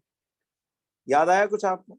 तो परपेंडिकुलर बाइसेक्टर इसका बनाया, और अब Q और Q डैश का, देखिए Q और Q डैश का बाइसेक्टर बनाएंगे तो ये बेसिकली कुछ यानी P और P डैश का बाइसेक्टर कुछ ऐसा बनेगा, ठीक है, ऐसा करके, और Q और Q डैश का बाइसेक्टर सपोज कुछ आपके पास ऐसा करके आई गेस ये बनता है, ठीक है जी। तो Q और Q डैश का बाइसेक्टर बन गया। अब ये बाइसेक्टर्स चूंकि एक पॉइंट पे क्या कर रहे हैं, देखिए ये बाइसेक्टर्स एक पॉइंट पे मीट कर रहे हैं, तो ये यकीनन फिर रोटेशन होती है। याद आया? if the bisectors meet at a certain point, तो फिर ये रोटेशन है। मैं रफ स्केच कर रहा हूँ, आप इसको प्रॉपर बना के देखो। तो इसका मतलब है कि ये रोटेशन है और वही पॉइंट ऑफ इंटरसेक्शन इनका सेंटर ऑफ रोटेशन होगा। तो इसका मतलब है ये रोटेशन था जिसका सेंटर, चले मैं फिलहाल अज्यूम कर रहा हूँ, मुझे एग्जैक्ट नहीं पता, आप करके देखोगे तो वो जो भी इंटरसेक्शन पॉइंट होगा वो रोटेशन का सेंटर होता है। तो अगर ये था, तो अब उसके बाद याद है फिर एंगल और डायरेक्शन कैसे ढूंढते थे कि आप इस P वाले पॉइंट को भी सेंटर से जोड़ते थे और इधर से इस P डैश वाले पॉइंट को भी सेंटर से जोड़ते थे। तो इनके दरमियान देख रहे हो 90 डिग्री का एंगल आ रहा है और P उठ के P डैश पे आ रहा है, तो ये एक क्लॉकवाइज रोटेशन हो रही है 90 डिग्री एंगल की अबाउट द सेंटर ओरिजिन। तो मैं चले इसको यूं कर लेता हूं जरा बैक पे, आप जब इसको करके देखेंगे प्रॉपर तो आपका जो रिजल्ट आएगा उसी से आना चाहिए। तो देखिए ये रोटेशन ऑफ 90 रोटेशन है, 90 डिग्री क्लॉकवाइज है, बस सिर्फ मेरा ये जो पॉइंट ऑफ इंटरसेक्शन है एग्जैक्ट ड्राइंग करोगे तो 10 आपका यहाँ से निकल आएगा। ठीक है, मैं बस वो इस वक्त मैकेनिज्म नहीं है इसको इस तरह करने का।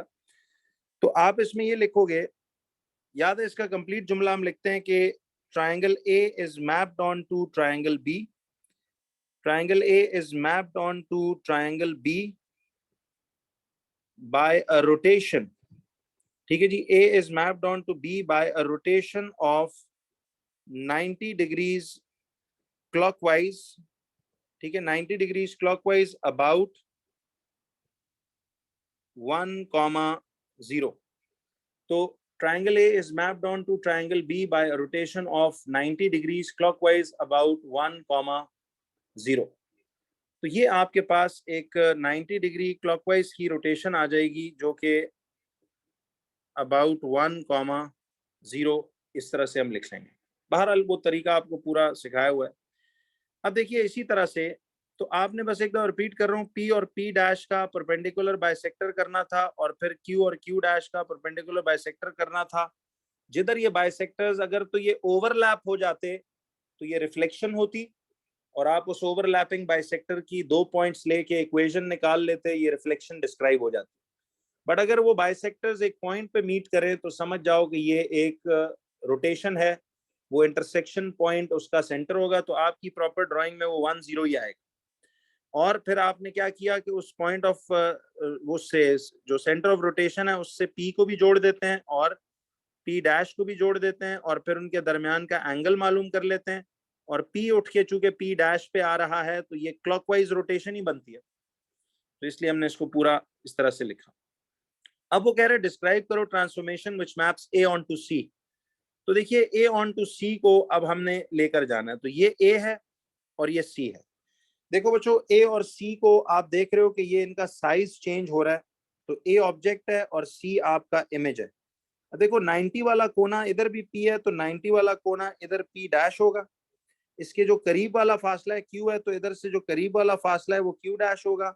जो यहाँ से दूर वाला फासला है वो अगर R है, तो यहाँ से भी दूर वाला फासला आपके पास R डैश होगा। तो अब जरा देखिए P और P डैश, Q और Q डैश, R और R डैश में से अब हम P और P डैश को पहले जरा लेकर चलते हैं। तो मुझे एक बात बताइए कि P और P डैश को जब हम लेकर चलेंगे तो आप गौर करने की बात यह है, सुनो, अब देखिए P और P डैश, ये P था और ये P डैश है। अब आपने एनलार्जमेंट में क्या करना था, एनलार्जमेंट में याद है इस P और P डैश को यूं एक डॉटेड लाइन की मदद से जोड़ते हैं, ठीक है, और इसको यहां से भी आगे एक्सटेंड करना है और इसको इधर से भी आगे आपने यूं एक्सटेंड करना है।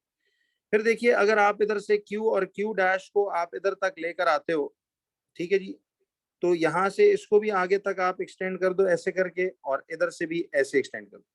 वैसे 2 लाइनें काफी होती हैं और फिर मैंने आपको बताया था कि देखिए जिस पॉइंट पर ये मीट करेंगी लाइनें तो ये आपका वो सेंटर ऑफ एनलार्जमेंट होगा, ठीक है, this is the centre of enlargement, जिसके कोऑर्डिनेट्स आपके पास 0,2 है।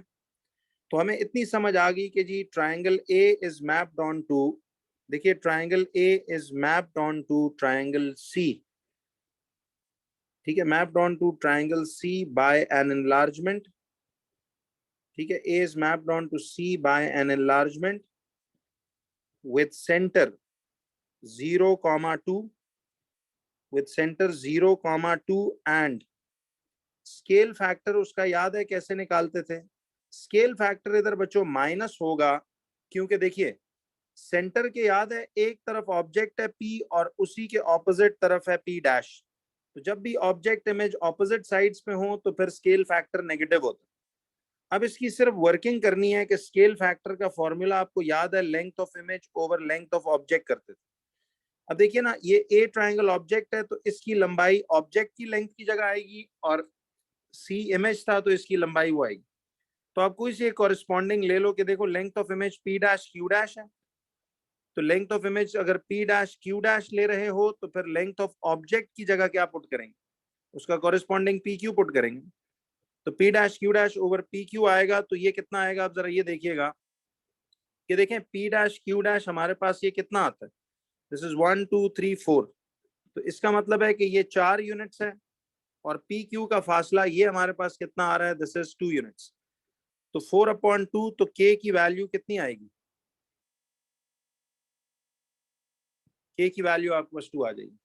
तो इसका मतलब ये हुआ कि स्केल फैक्टर ऑफ कितना आ जाएगा, ये स्केल फैक्टर ऑफ -2 ऐसे करके आ रहा है। तो ट्राइंगल ए जो है कहता है it is mapped on to C by an enlargement with center 0,2 and a scale factor of -2. So triangle A is mapped onto C by an enlargement with center 0,2 and a scale factor of -2. यहाँ तक clear है सबको? This is how we had to basically perform this whole enlargement and rotation. ये जरा आप एक दफा खुद भी ट्राई करेंगे तो बातें दिमाग में आएंगी। तो यहाँ तक बच्चों आपका इसका मतलब है कि ये पेपर भी मुकम्मल होता है। तो इसको जरा प्लीज एक दफा रीप्रैक्टिस कीजिएगा। उम्मीद है आपको अभी 3 पेपरों के बाद अच्छी खासी एक समझो 3 दफा सिलेबस एकदम हम लोगों ने रिवाइज कर लिया। तो इसको जरा प्लीज प्रैक्टिस है। मैथ्स में देखिए पर्चा हर दफा नया होगा तो ये मैंने आपको जैसे बताया, मैसेज भी भिजवाया कि मुख्तलिफ यूट्यूब्स पे ना हर ईयरली पेपर अक्टूबर नवंबर मई जून के सोल्यूशंस मुख्तलिफ किस्म के लोगों ने किए हुए हैं, तो उनको भी जरा देखा करें, वहां से भी कोई एडवांटेज फायदा आपको समझ में आता है तो जरूर लेना चाहिए। It's knowledge, take it from anywhere you feel benefited from. Thank you जी, इंशाल्लाह फिर नेक्स्ट पेपर में मिलते हैं।